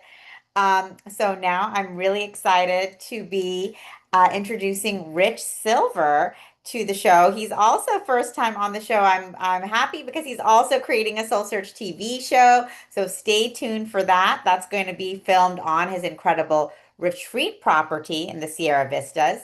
And Rich is a representative of the Ascended Masters and a spokesperson for the nature kingdoms and the divine world. He is the founder and director of the Eco Spiritual Wisdom School, University of Earth, dedicated to helping bring in the prophesied golden age of Aquarius. During his 28-year career as a California State Park Ranger, he created many programs within and outside state parks for healing the relationship between the human world and the natural world. He holds a bachelor's degree in a special major, mind and nature, a master's degree in counseling and psychology with an emphasis in ecotherapy, and has completed his doctoral coursework in applied eco-psychology. He has an incredible eco-spiritual wisdom school on his retreat property in the Sierra Vistas. I think Diara says that you've actually visited the property. I'm excited because I'll be visiting there. We'll be filming his Soul Search TV show there in October, so I can't wait to go and check it out. But Rich is on command from the Ascended Masters that he's got to come out to the world and share his wisdom. So we're so grateful that he's part of our Soul Search family and community. Rich, you were with us in Mount Shasta at our Mount Shasta Expo last weekend. Everyone loved you, and we're looking forward to hosting you again at our Concord Expo next weekend. So welcome. Thank you. Thank you. So, Rich, share with us, you have such a remarkable story, and so much you have to share with the community, for this age of Aquarius. So definitely would love to hear from you. Okay, well, thank you, Tangela, and thanks for inviting me here, and Scott and all this beautiful group of people. It's fun to be with like-minded. When the pre-show, Scott was asking what we're each going to share, and so I shared what I said what I might share, and he said, "No, we're all very aware of the golden age," and so good. That's what I'd like to share about. I will say this, that I am on assignment here on Earth to help Saint Germain and Portia and the Ascended Masters bring in this golden age, prophesized golden age. And so we ended up here on this beautiful land. And wherever you are, anywhere, I guess, because we have an international airport 1 hour from here, so you can fly into Reno and come to this magical land. I've like to say, as a park ranger for almost 30 years, I have a pretty good sense of what beautiful land is and what magical land is. And this is the most beautiful magical park I've ever worked at. And I worked on Sonoma Coast, and I worked different places. And it's just something going on here. And a lot of it has to do with what the masters have taught me of how to bring in a golden age. But first, I want to say where we are here in the Northern Sierra. We all are aware of sacred mountains, right? There are sacred mountains around the world. And we happen to be at the foot of a triple goddess landscape. And the Mother Mountain, Great Mother Mountain, is anchored here. And it actually, unbelievably, is the imminent expression, the embodiment of Prakriti, cosmic Mother Nature. That she would be this interested in this planet and this little place blows me away. But she has anchored her presence here, and it is absolutely magical of what we are doing. And I will invite you to come. I just finished my memoir called Salamander's Breath, the memoir of a ranger mystic. Let's see, is that it? Never mind. And I'm editing it, getting ready to publish. And the last days before I get ready to publish, I'm in doing a little weight workout. And this rainbow shows up at my feet, about the size of that book. And I couldn't, I looked out the window, and there's no way a rainbow could be coming through the sun through the pine trees. And then I remembered that Great Mother Mountain had asked me to write a postscript to end this book. And that postscript invites you all to come and sit with this sacred Mother Mountain. She herself will uplift us. Most people do not know this, but the Buddha actually was enlightened by meditating on the Divine Mother. And so this is the Divine Mother Mountain that she's invited anybody to come and be in her presence. I wanted to share a couple things about what I've been told will help us bring in this golden age. A lot of talk about it. The first and primary thing, of course, is that we become our higher selves. In my path, we call it the sun within. We become our fifth dimensional sun within, shining light throughout the world wherever we go. The Blessed Mother came to me a few years ago, and I guess I reel it back a little bit. I founded the Endangered Species Fair with my wife 45 years ago. It's the longest running environmental education event in the nation. And it was way back when I found out about extinction crisis, and hence the sacred activism that Diara talked about. And so I've been kind of on a soapbox about extinction, how we've been treating the earth for my entire career. And the Blessed Mother, Holy Mary, came to me 3 years ago now, and she said this as the key point to creating a golden age. You must now become oblivious to the troubles of the world, past, present, and future, and what yet may come in the future, she said. And I thought I was getting off the hook because I have been trained by the masters to do sacred rituals, and I do them for him for the last 43 years. And I thought, oh, I don't have to worry about the troubles of the world. I don't have to get up in the morning. But no, she said this: accept your fervent prayer rituals for earth and inhabitants. You must now take all of your attention, your imagination, and place it on creating the beautiful world we're creating together.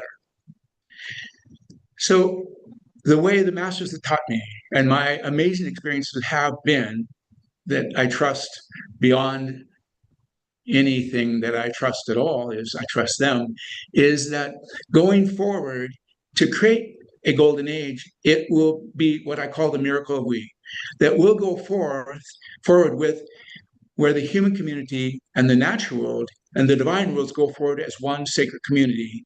And that's actually my dharma. It was encoded in my heart. You know, Rumi said that we are each made for a particular work, and that work has been placed in every heart.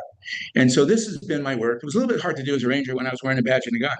You know, I didn't talk much about the ascended masters because diagnosis as psychotic. I learned when I got my master's, go, oh my gosh, I can diagnose myself. I'm psychotic. I talk to the masters and talk to trees. But anyway, this is this piece that I want to share with you, that we actually will need to create this intimate, loving relationship with the natural world, the divine world, and the human community, all three. And I'll share with you a couple things that, how do we do that? One is Buddha told us, right? Buddha told us that with our thoughts, we create our world. And so this is this piece that's so important, that what we think about, we become, right? Everybody kind of is pretty aware of that. And so one of the real keys in going with the golden age, it's called, actually, there's a cosmic law to this. It's called the law of congruency. What we think on, we become. You know, and you guys know that when you watch the news, you think on it and you feel all weird inside. You become it. And so what this is, this mastery the masters ask us for, is to really master our thoughts and focus on imagining the most beautiful world we possibly could live in. And that's one of the things I teach at our school. Some time ago, just before the Mother Mary told me this about our imaginations and become oblivious to the troubles of the world,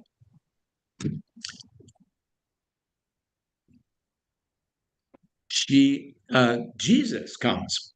And I have to tell you, I was going to be a scientist. I was going to get a PhD in plant physiology when all heaven broke loose. I wasn't raised religion. I didn't know anything about it.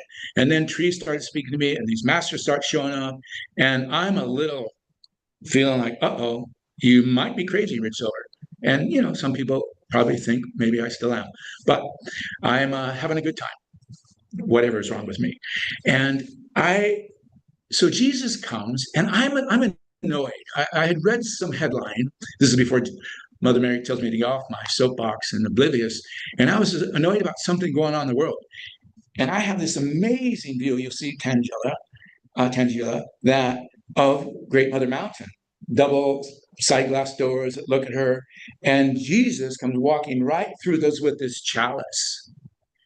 And he says to me, take this cup, drink ye all of it. Cup, C-U-P, unending, ever-expanding compassion, understanding, patience with all life. And I say to him, those people who are doing this messy thing in the world, he says, all life. And so this is an amazing thing that we are asked to do as these humans, these higher selves, is not to put our energy in what's negative, not to criticizing them. The masters teach us that criticism, condemnation, judgment has led us to the very cliff that we stand at. because it creates this horrible karmic energy that's so dense that we can't even perceive our higher selves. And so I invite you to begin to imagine every day the most beautiful golden age possible, where the human community and the natural world and the divine worlds go forward as one sacred community. I invite you to spend time in nature. You know, all of the founders of the world religions had their epiphanies alone in nature. And so we offer here at University Earth eco-spiritual quests. For people who aren't used to being alone in nature, we'll help you with 4 hours. Then we'll help you with a day. And then we'll help you with the standard 3-day eco-spiritual quest on a very safe and sacred and magical land right here.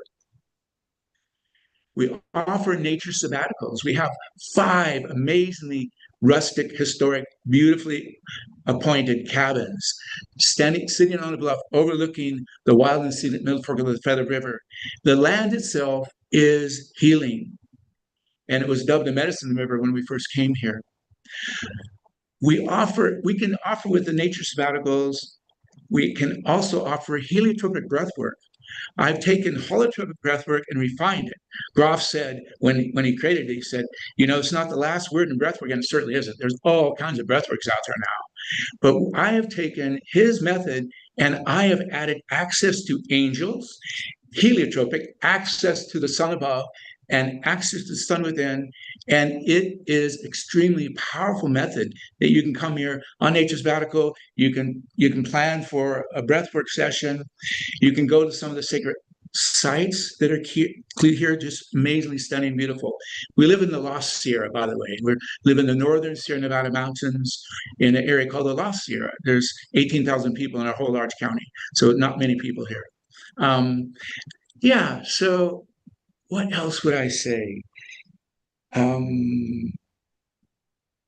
Oh, right. I'll share one more sacred law or sacred power and cosmic law. And most of you guys know this, that because I hear it, so many of you are into the Ascended Masters. I know Irene did a beautiful thing with the Ascended Masters, and I hope you all know the Ascended Masters, because really it's with them that we'll create the Golden Age. But it's called the law compels the answer. Maybe you know this, but do you know that because we have free will, the ascended beings cannot come into our world without invitation? That's cosmic law. And so, but because it is a law, when we call them to help, then they, by cosmic law, must help. Well, they're not like us, by the way. We get up in the morning, I got to go to work. I don't think I really want to go to work. They always want to go to work. And in fact, I think the unemployment lines of angels in the heaven worlds are really long because people just don't know to call them. So and we use the power of invocation to call them into our lives every day.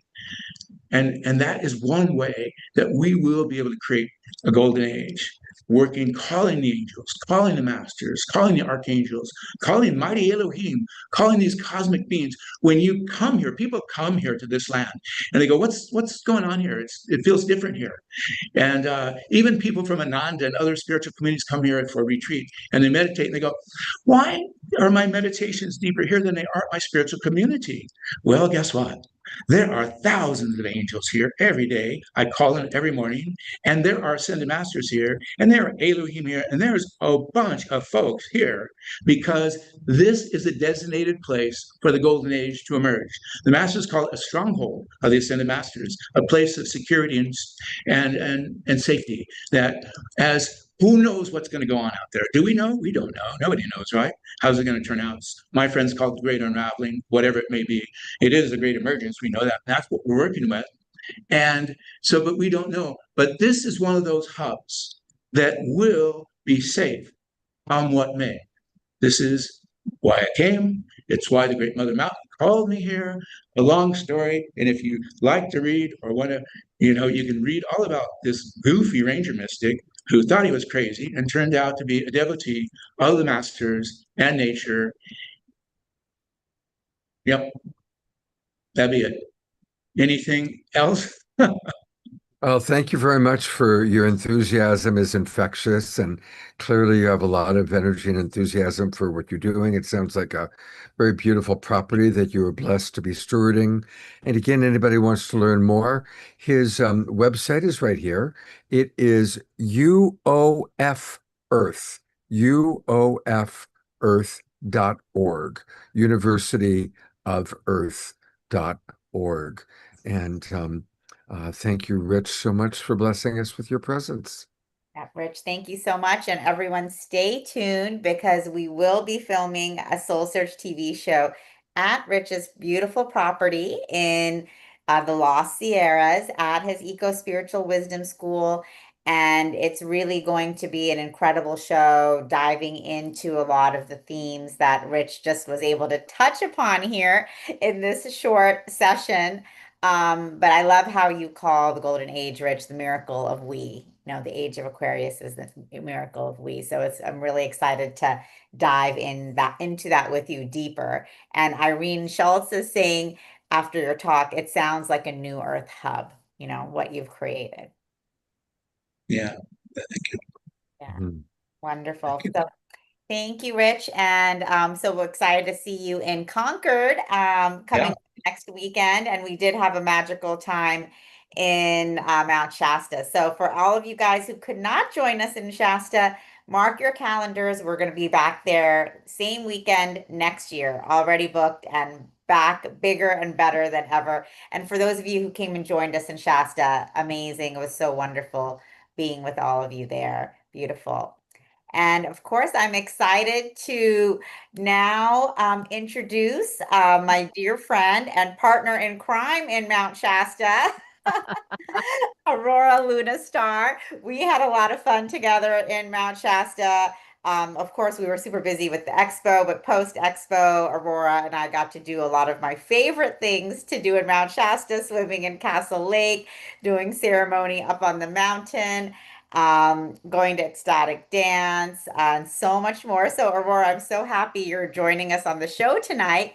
Aurora Luna Star is an interdimensional channel guiding individuals through starseed Akashic readings, sound activations, and personal empowerment. Through her channel, she connects with the ninth dimensional collective Om Raha Nu, accessing light codes in the form of sound, messages, images, and light language. Her mission is to help you embrace your fullest potential, acting as a catalyst for personal growth, transformation, and self-discovery. As a soul vibrational alchemist, Aurora serves as a clear channel for Om Ra, offering transformative tools that awaken your highest self and unlock your divine potential. Welcome, Aurora. Thank you. It's so great to be back. It's been quite some time. So thank you, Scott, for having me. Thank you, Tangela, for announcing me. Welcome back, and I love your hair. You always have great hair, but I gotta say it's my favorite so far. Well, thank you. But you know, mirror, mirror, takes one to know one with the great hair. Oh, thank you. So welcome, Aurora. I know you are a woman Thanks. of many, many talents and I was many gonna say, gifts. And so yeah, we'd just love to hear about, you know, what you're doing, what you're sharing. I know that Sure. you're also offering classes now. So would love to hear about that. And then we can also share with everyone a little bit about what we were doing up on the mountain during this auspicious sure. time and sharing the energies with everyone here. So welcome. Sure. Thank you. Thank you. Yeah. So, you know, I love this idea of coming together around our new age and what we're all creating together. It is incredibly potent. While what I'm channeling is what feels like a star collective, you know, we're all bringing in this important medicine. And one of the things that Om Ra always shares in almost every message that I channel is how every single person on this planet is imperative to our shift and our raising in consciousness. And I also love what was shared, you know, even what Rich was just saying, we don't have to be paying attention to what shadow is coming up because that is already a collective agreement, especially at this point. You know, we create momentum in the quantum field the more that we focus on something. So our collective focus got us to this moment.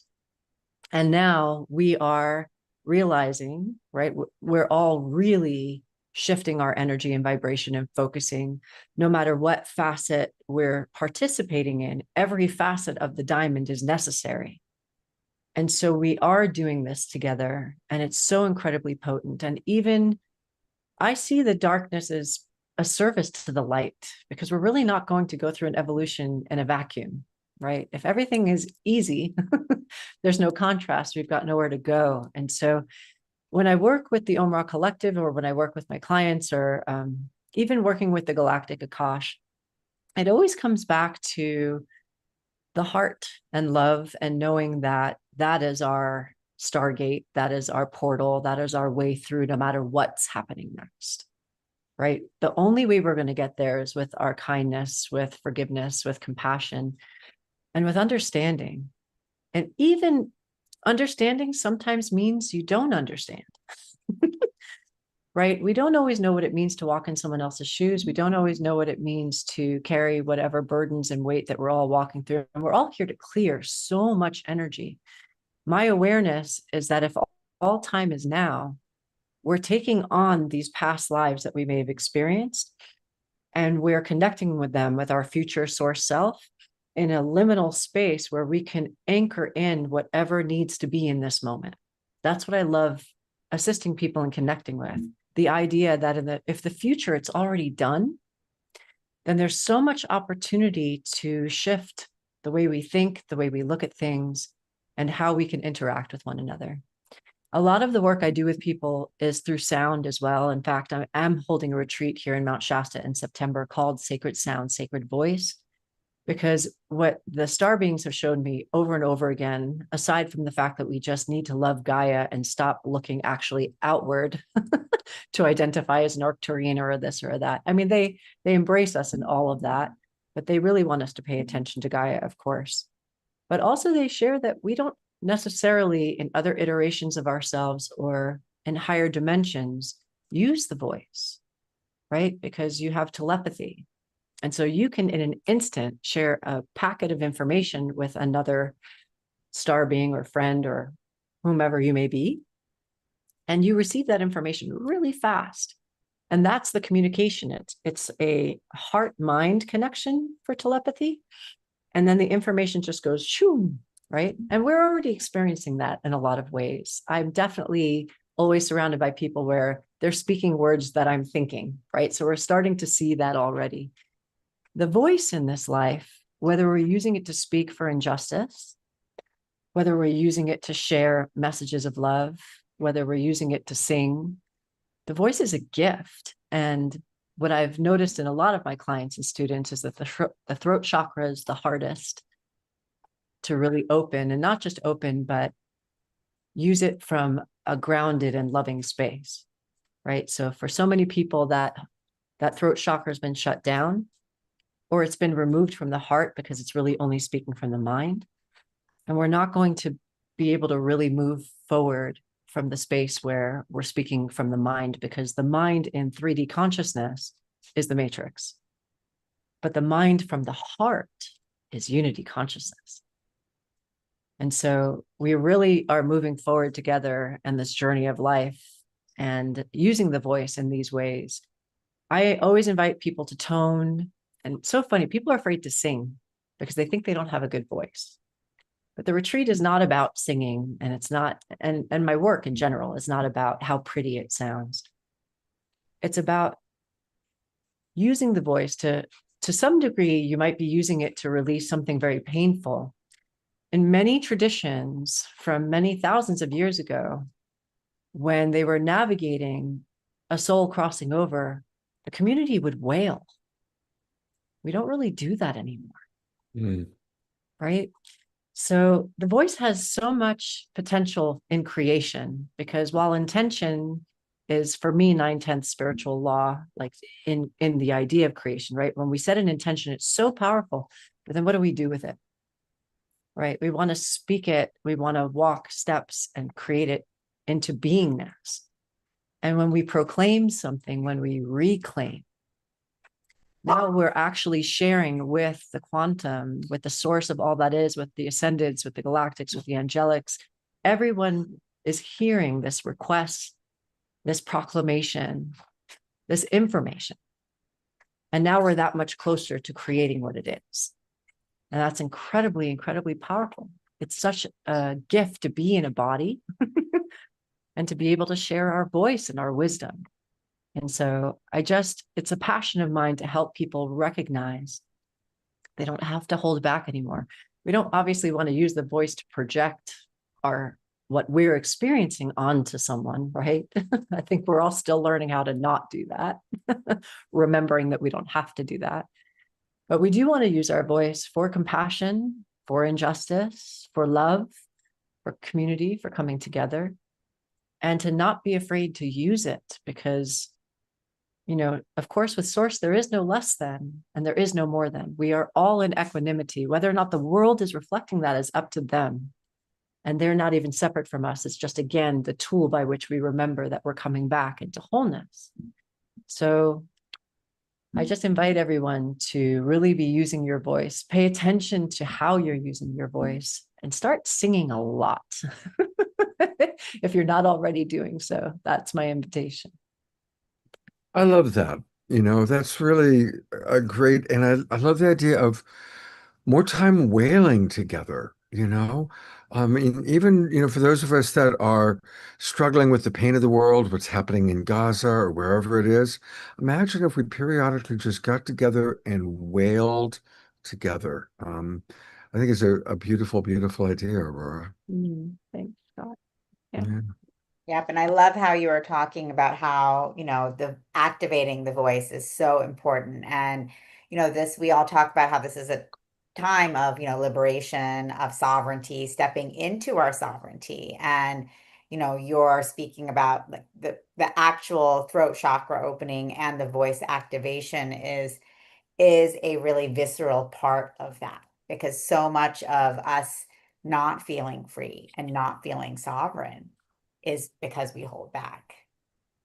100%. I mean, when a client goes through the process of understanding that they actually have a right to say what they're feeling, and they do it, and they come back to me and they say, I can't believe I actually said what was on my heart. I can't believe I actually spoke my truth from a loving place. I can't believe I actually got to express what I've been holding on to. You end up feeling so much lighter because now you're in your authenticity and your integrity. And it's amazing to watch people transform through this, really, truly. I'm going to read some of the comments coming in about this. Susan Woolridge writes, walking with my phone into the park, singing happily.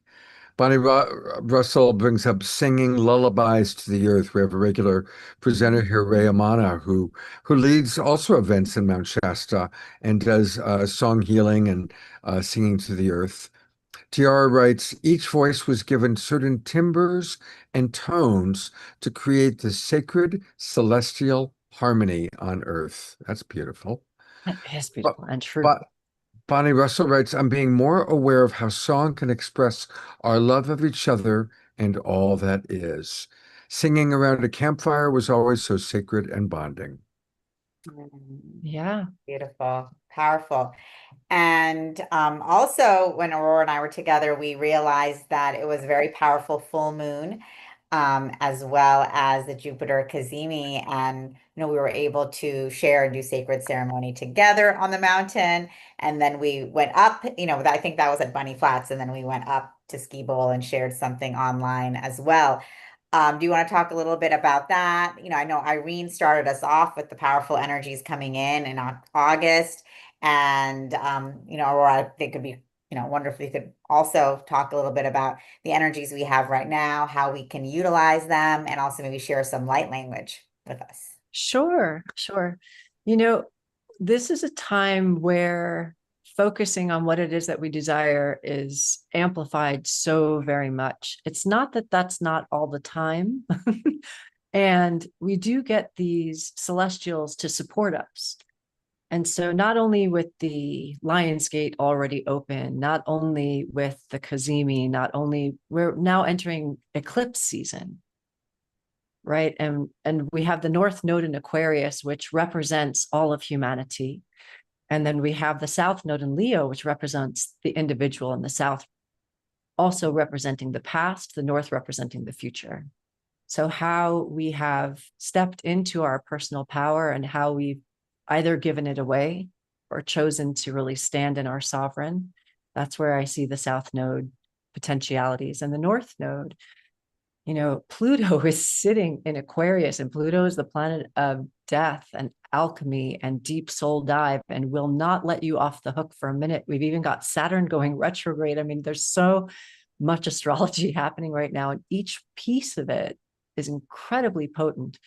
And all of it just means this is a time in creation where, as we're dreaming about what it is that we desire to create, do we feel like we can really hold that creation?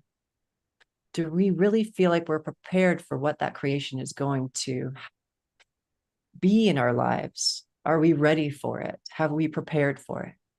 Right? So it's a question to ask. And the other is to really be paying attention to your physicality right now, because you're going to be receiving so much energy through the photonic belt of light that we're in already as a planet, through the sun and the great central sun, all of these codes of energy of how we receive information and how our DNA is upgrading.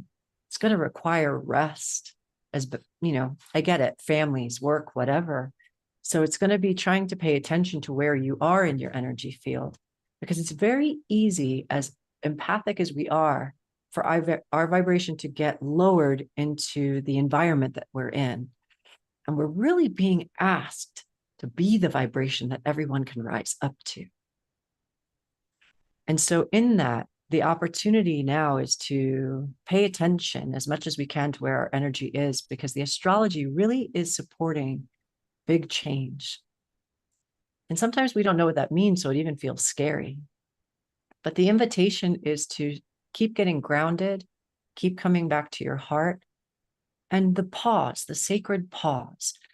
This isn't, it's an action time, but it's also a time to evaluate and discern before you take action. So I feel like that's really what the astrology is supporting right now, is saying, you do it, you go, you live your purpose, and make sure that you're doing a 360 about your choices and not just looking in one direction with blinders on. It's going to be important to just pay attention to all the moving parts and feel into what really is aligned and what might be for another time, so that you can stay, I don't want to say the eye of the storm, because it's not that scary. I don't feel it's that scary, but I do feel that it requires us to continue to flex, right? We want to keep moving in a direction where momentum is building towards the things that we desire to create. And so it's just paying attention to all the moving pieces. And thank you for asking me to share that. The astrology really is profound right now, and I'm sure that I'm only giving a little snippet. But anywho, there is an activation that does want to come through. So I'm going to just take a few breaths and I'll share something. I don't even know who's coming in, so we'll have to ask that too.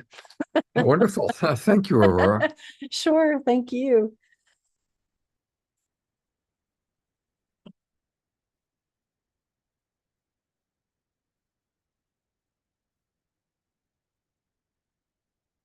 Oranai wati achi orka uno, sa imana ka ir aritsa, kabia diator la eshmanake, sa ior atsi oti anahe, la waio ar ibuka necha atio.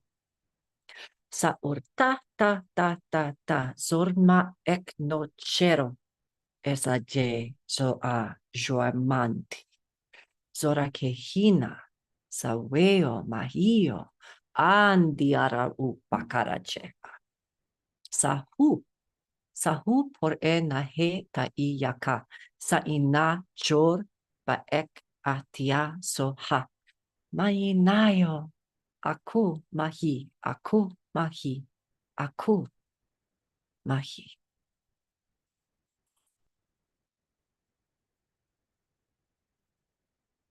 The world that you are living in is in the warp and weft of all creation. There is no separation between any star, any aspect of the universe, any aspect of the multiverse. It is all source having an experience as itself through certain experiences, and on earth through the density forgetting itself. And as you are aligning the energy that you are, remembering your connection to Gaia, deeply to the self and to the soul and to each other, you are already creating ripples of change in your life, in the collective, and through the time-space continuum. You and I are one. You and I are one. You and I are one.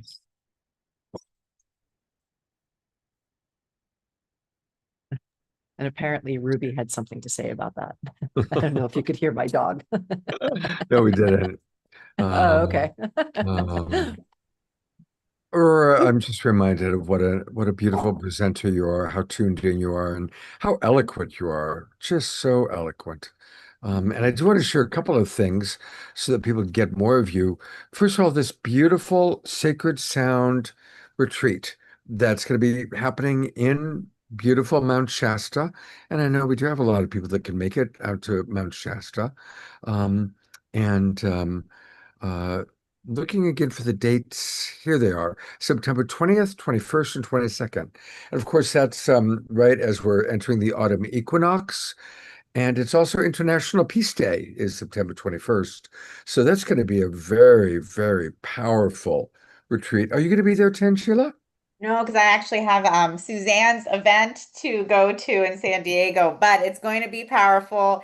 If I didn't have another event ongoing, I would love to go because as you know, Aurora is very powerful, and I would love to do some voice activation. Yeah, another time. Another time, but I'm sure it's going to be magical and powerful in Mount Shasta for the autumn equinox. Oh my God. Yeah. Yeah, absolutely. And also to get all things Aurora Luna Star, and I encourage you to go to her beautiful website, which is her name, auroralunastar.com. And do you still provide private sessions for people? Absolutely. So I work with people one-on-one, mostly online, and I can do a myriad of activities with you. Of course, I invite you to just get some of my free stuff. And also, if you're interested in a Galactic Akashic reading, they're a lot of fun and they are empowering. I don't like to encourage people to come to me for readings over and over and over again. These kinds of readings are really a one shot for quite a period of time because we speak about how your soul has chosen to weave itself to be in this time space for evolution. And of course, we're all everything. So really to say that you're one thing is funny to me, especially in a universe where we only know our tiny little galaxy, right? We're all source. That's where we all come from. But we do choose to weave ourselves because there are character traits from the different stars. And so it's a really fun reading, but I do heart coherence. I do a lot of different kinds of things with people. I do mentorship. And I really work one-on-one with people in a way where I meet you where you are. So you get to tell me what's going on and where you'd like to go. And then we plot the course together. It's not a one size fits all. It really is individual work. Beautiful. I strongly encourage people to work with Aurora. She is very, very special, I think, as we've all had a chance to taste. Thank you. And thank you for jumping in at the last moment. No John worries. Gray canceled 15 minutes before showtime, and God bless Aurora jumping in. And honestly, I'm glad we got Aurora instead of John, as much as I love John.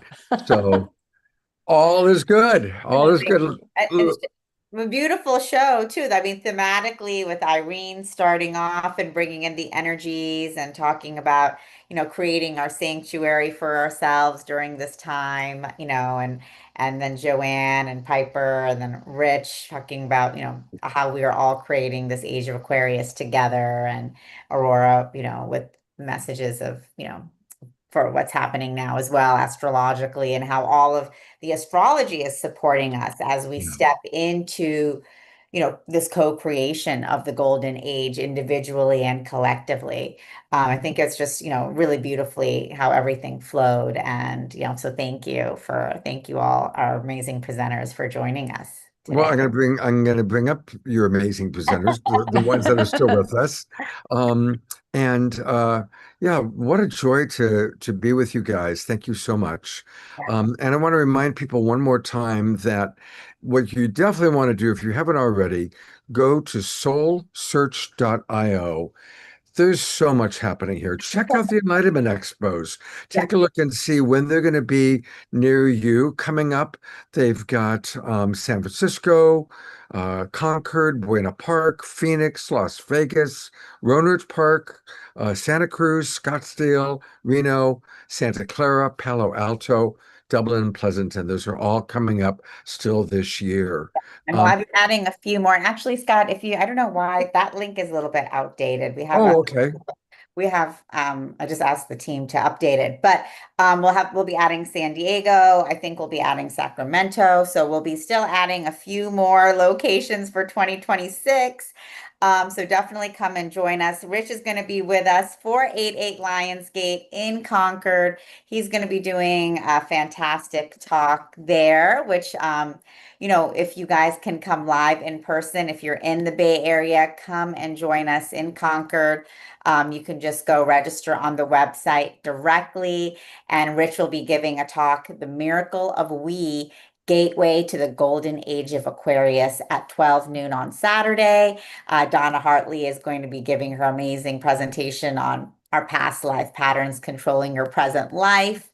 And of course, John Gray is going to be giving a talk at 5 p.m., Sacred Rhythm of Retreat and Return. And then we have a full lineup for Sunday as well.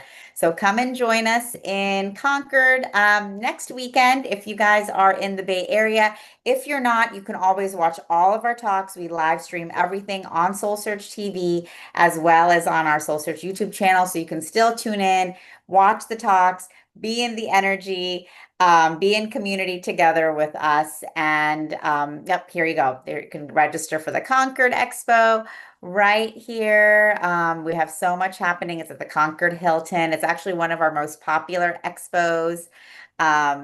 People in that Walnut Creek, Concord area come out in full force for that expo. So definitely join us there. And also, Scott, I sent you a little video with Camille. I don't know if you could pull that Oh, up. yes. Yeah, let me pull that up. Thanks for reminding me. No problem. Hang on. Let me do this.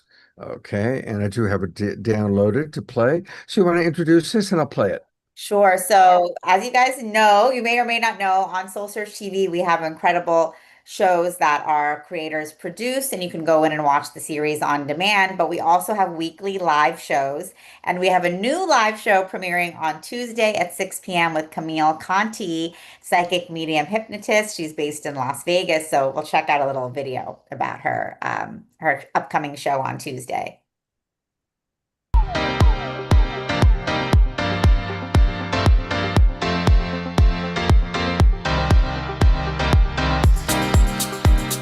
You have to be able to read people and heal yourself and heal others. You healed your past life stuff. So you are staying up now no matter what the heck happens, because you know you're worthy, you know you're good enough, you know you deserve a great life. What can I do to help you today? You've done more than most people ever have to do. You don't have to be embarrassed to be a human. Good. You're just human! And just say, I am ready! Bring it on! First, I am sorry to hear this. And second, I am extremely proud of you, which I don't normally say. It's just been amazing. And I always tell Camille, thank you, because you're like the big sister that I never had. Thank you. And let's give it up for her. She's oh my God. It is great.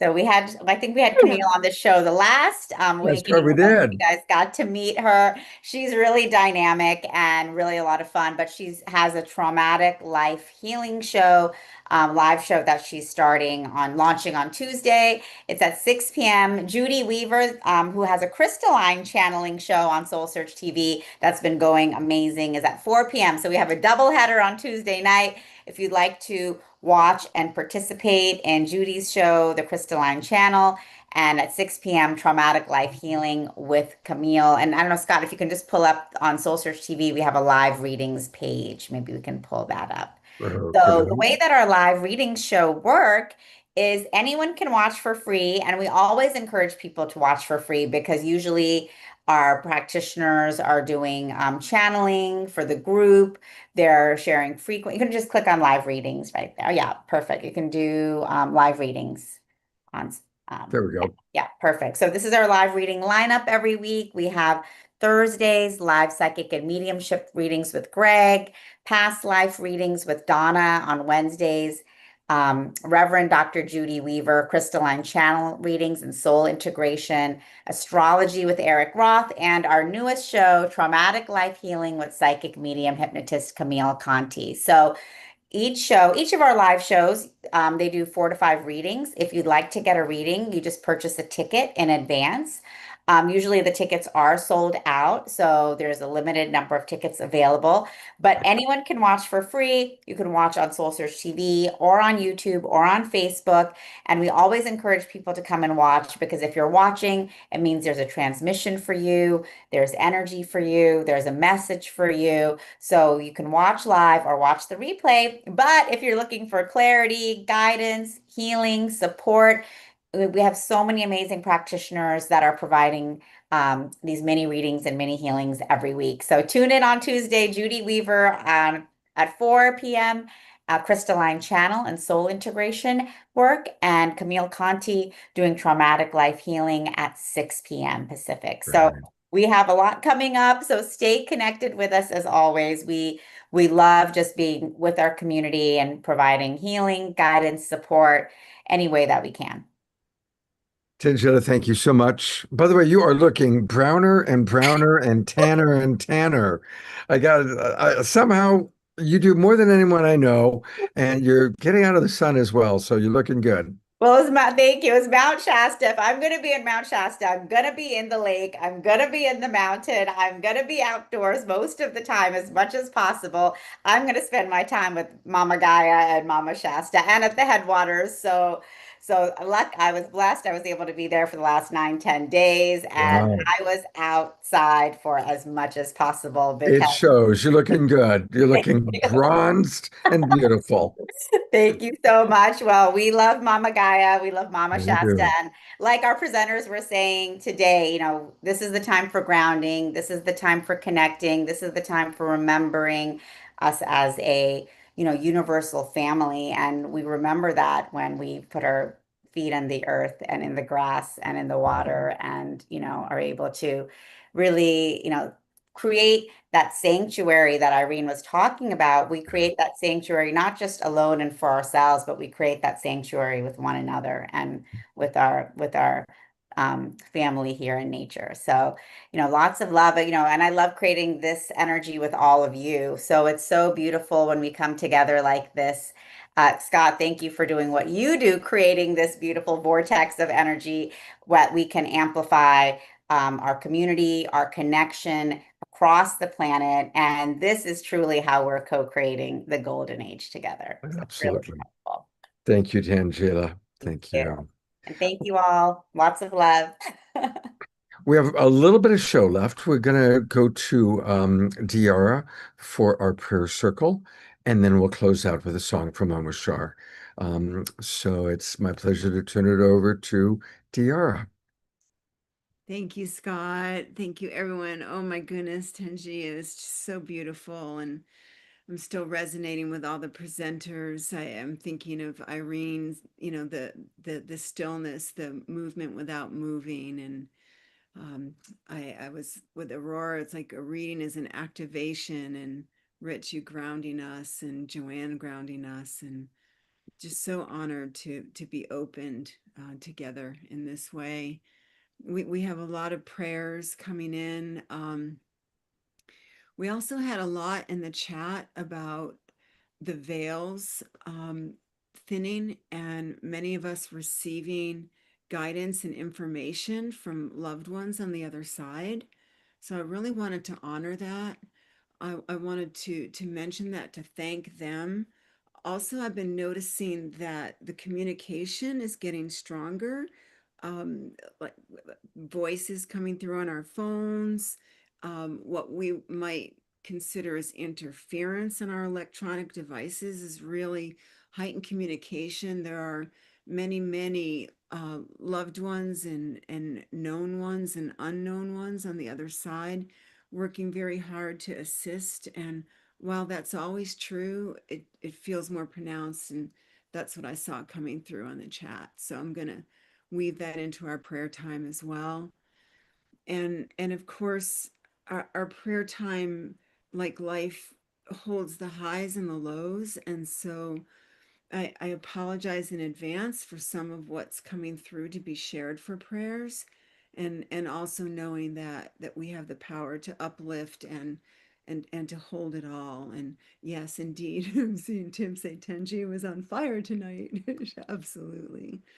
So I'm going to say a prayer for Scotty Satori and his mom that came through from the other side to remind him that he needed to get ready for an appointment. And I hope it's okay. I took some notes. And Piper, the ancestry, the truly vivid visitation that was real for you coming through, and also praying for you for your energy and protection in your travels and protection around the children that you're servicing. And I'm feeling like there's energy coming up from the ground underneath the concrete in the schools, that Mother Gaia is sending energy. So if you do see strange sprouts, that's coming from Mother Gaia. So that's just being present in the field right now as well. I wanted to honor, if it's okay, Carol Craig, that you mentioned your sister's mother-in-law passed recently. My sister's mother-in-law passed as well. So just love to all our present day ancestors crossing over, and those younger ones as well. I had an incident on the way where I saw this young man on a motorcycle down on the ground, and I'm praying for his recovery. I got out of my car and stood there like this in the middle of the road, and just brought in what energy we know how to do. So I'm praying for him. Also, we're praying for Henry, Ayada's 1-month-old great grandson, and infusing his body with energy, love, and light. I'm seeing like the colors of the rainbow from behind me, and in all of our rainbow matrix coming into his sweet little body, and the hair follicles, especially something to do with healing around the whole cranium, section. So there's that. And I want to say a special prayer for my beloved friend Dorothy Wesley, who just received news that that she will be transitioning soon, and it was unexpected, and she's walking through this in a way that's conscious. And I'll be speaking more about this in the future with permission, in regard to death, dying, and beyond, which is a project that we've been working on for the past year that I haven't really mentioned yet in our tribe. And we know that as shamans of the earth and celestial beings of the sky, that death and rebirth is part of the walk of life. And I saw the shamans walking on your land, Rich, the native shamans walking on your land. Truly a magical place. And I'm resisting going into the chat to look. And I know, Scott, that you kind of do that for us, but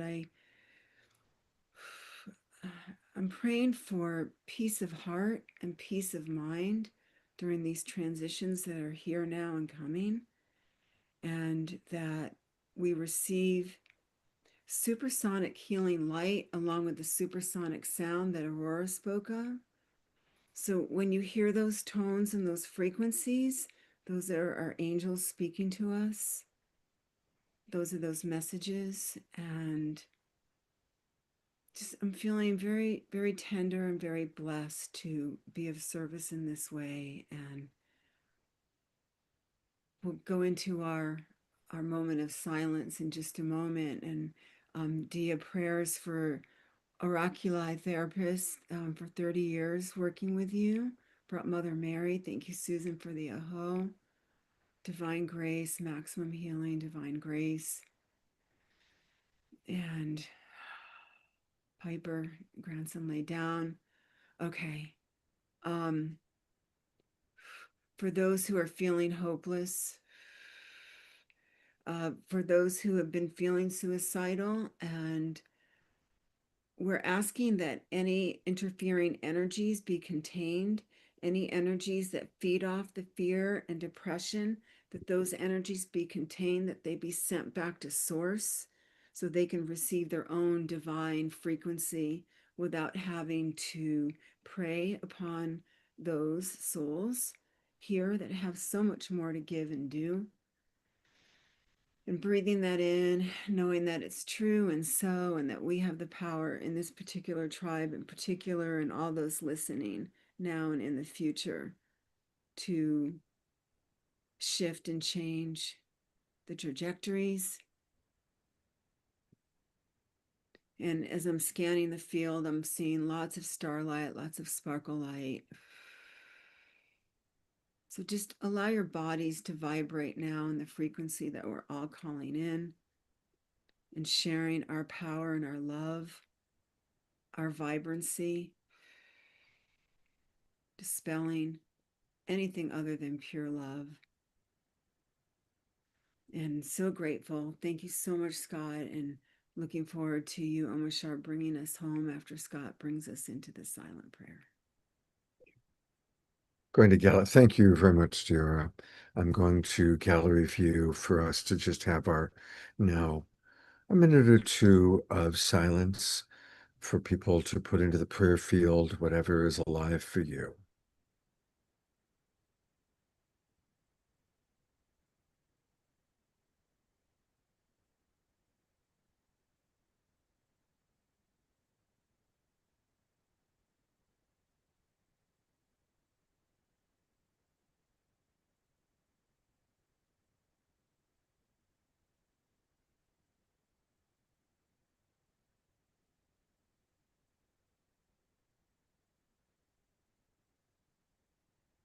Maximum grace for us all.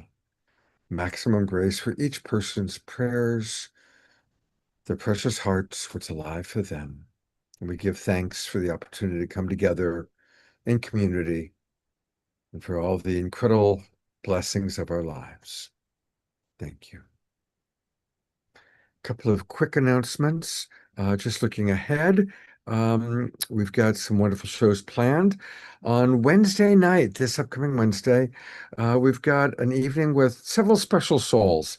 Abigail Spinner McBride is going to be back, and she's going to lead an entire ceremony for us. We're going to do some fundraising with Michael Bailey, who works very deeply with the oceans. He was part of the Greenpeace Rainbow Warrior that actually stopped very famously the ships from whaling. We're going to hear from Karina LaPuma and Joel White Eagle, and of course, Omashar providing beautiful music. So that's going to be this Wednesday night. And we're resuming just as we have a monthly program with Soul Search and Tangela, we also are resuming our monthly collaboration with Neil Gar and Alan Steinfeld and Portals to Ascension. And that'll be a week from tonight. What a way for our annual Lionsgate show to be. And we've got Omashar's favorite guys, AJ and Thomas will be with us, as well as several other Portal to Ascension superstars. So that's going to be a week from tonight. And then the last announcement I want to make is just to remind people to please consider donating, even if you already have. Please donate to Piper. Look at the wonderful work that's going on with her kids. I really liked what was said in the chat box about how through our show we're making a difference, and providing support for Piper is a wonderful way to make a difference in the world. So please do support her, and thank you, Piper, for the great work that you're doing. And I'm going to turn it over to our beloved brother Omashar to close us out, as only he can in his wonderful way.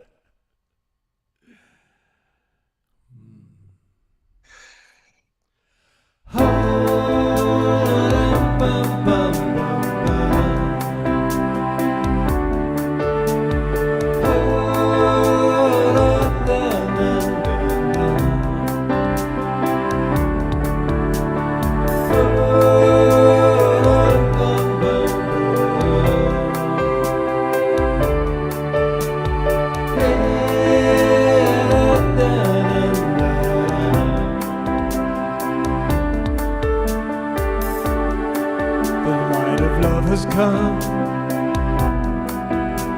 centering my soul. Amazing things abound, and now we've reached our goal. So celebrate your liberation, shine your love throughout the world. Consciousness precedes true being.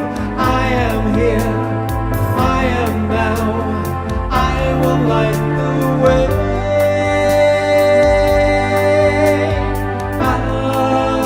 Our love will lead us on.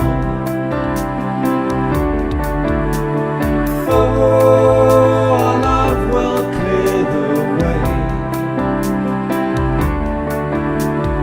Our love will show the world. Oh, there's nothing in the way.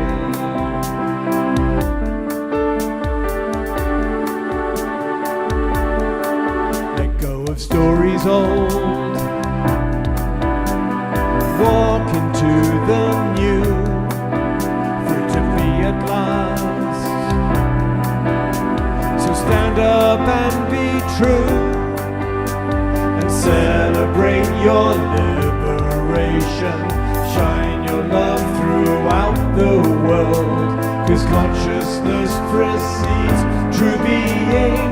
I am here, I am now, I will light the way. Our love will lead us on.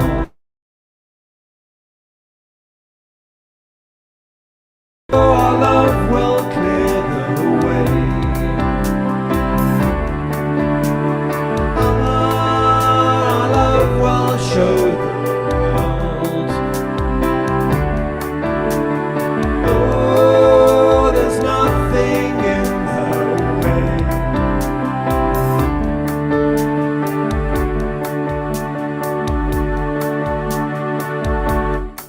The light of love has come, centering my soul. Amazing things we've found, and now we've reached our goal. Okay, who put that dog dancing in the chat box?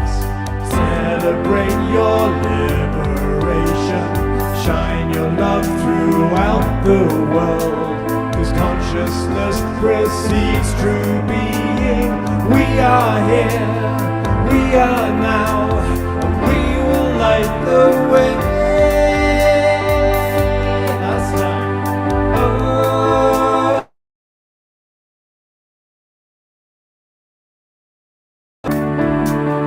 Oh, our love will clear the way.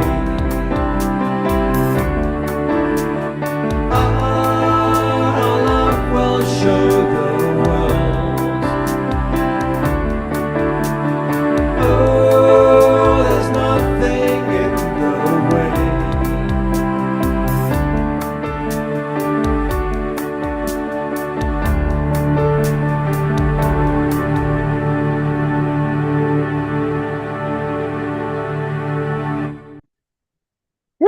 Woo!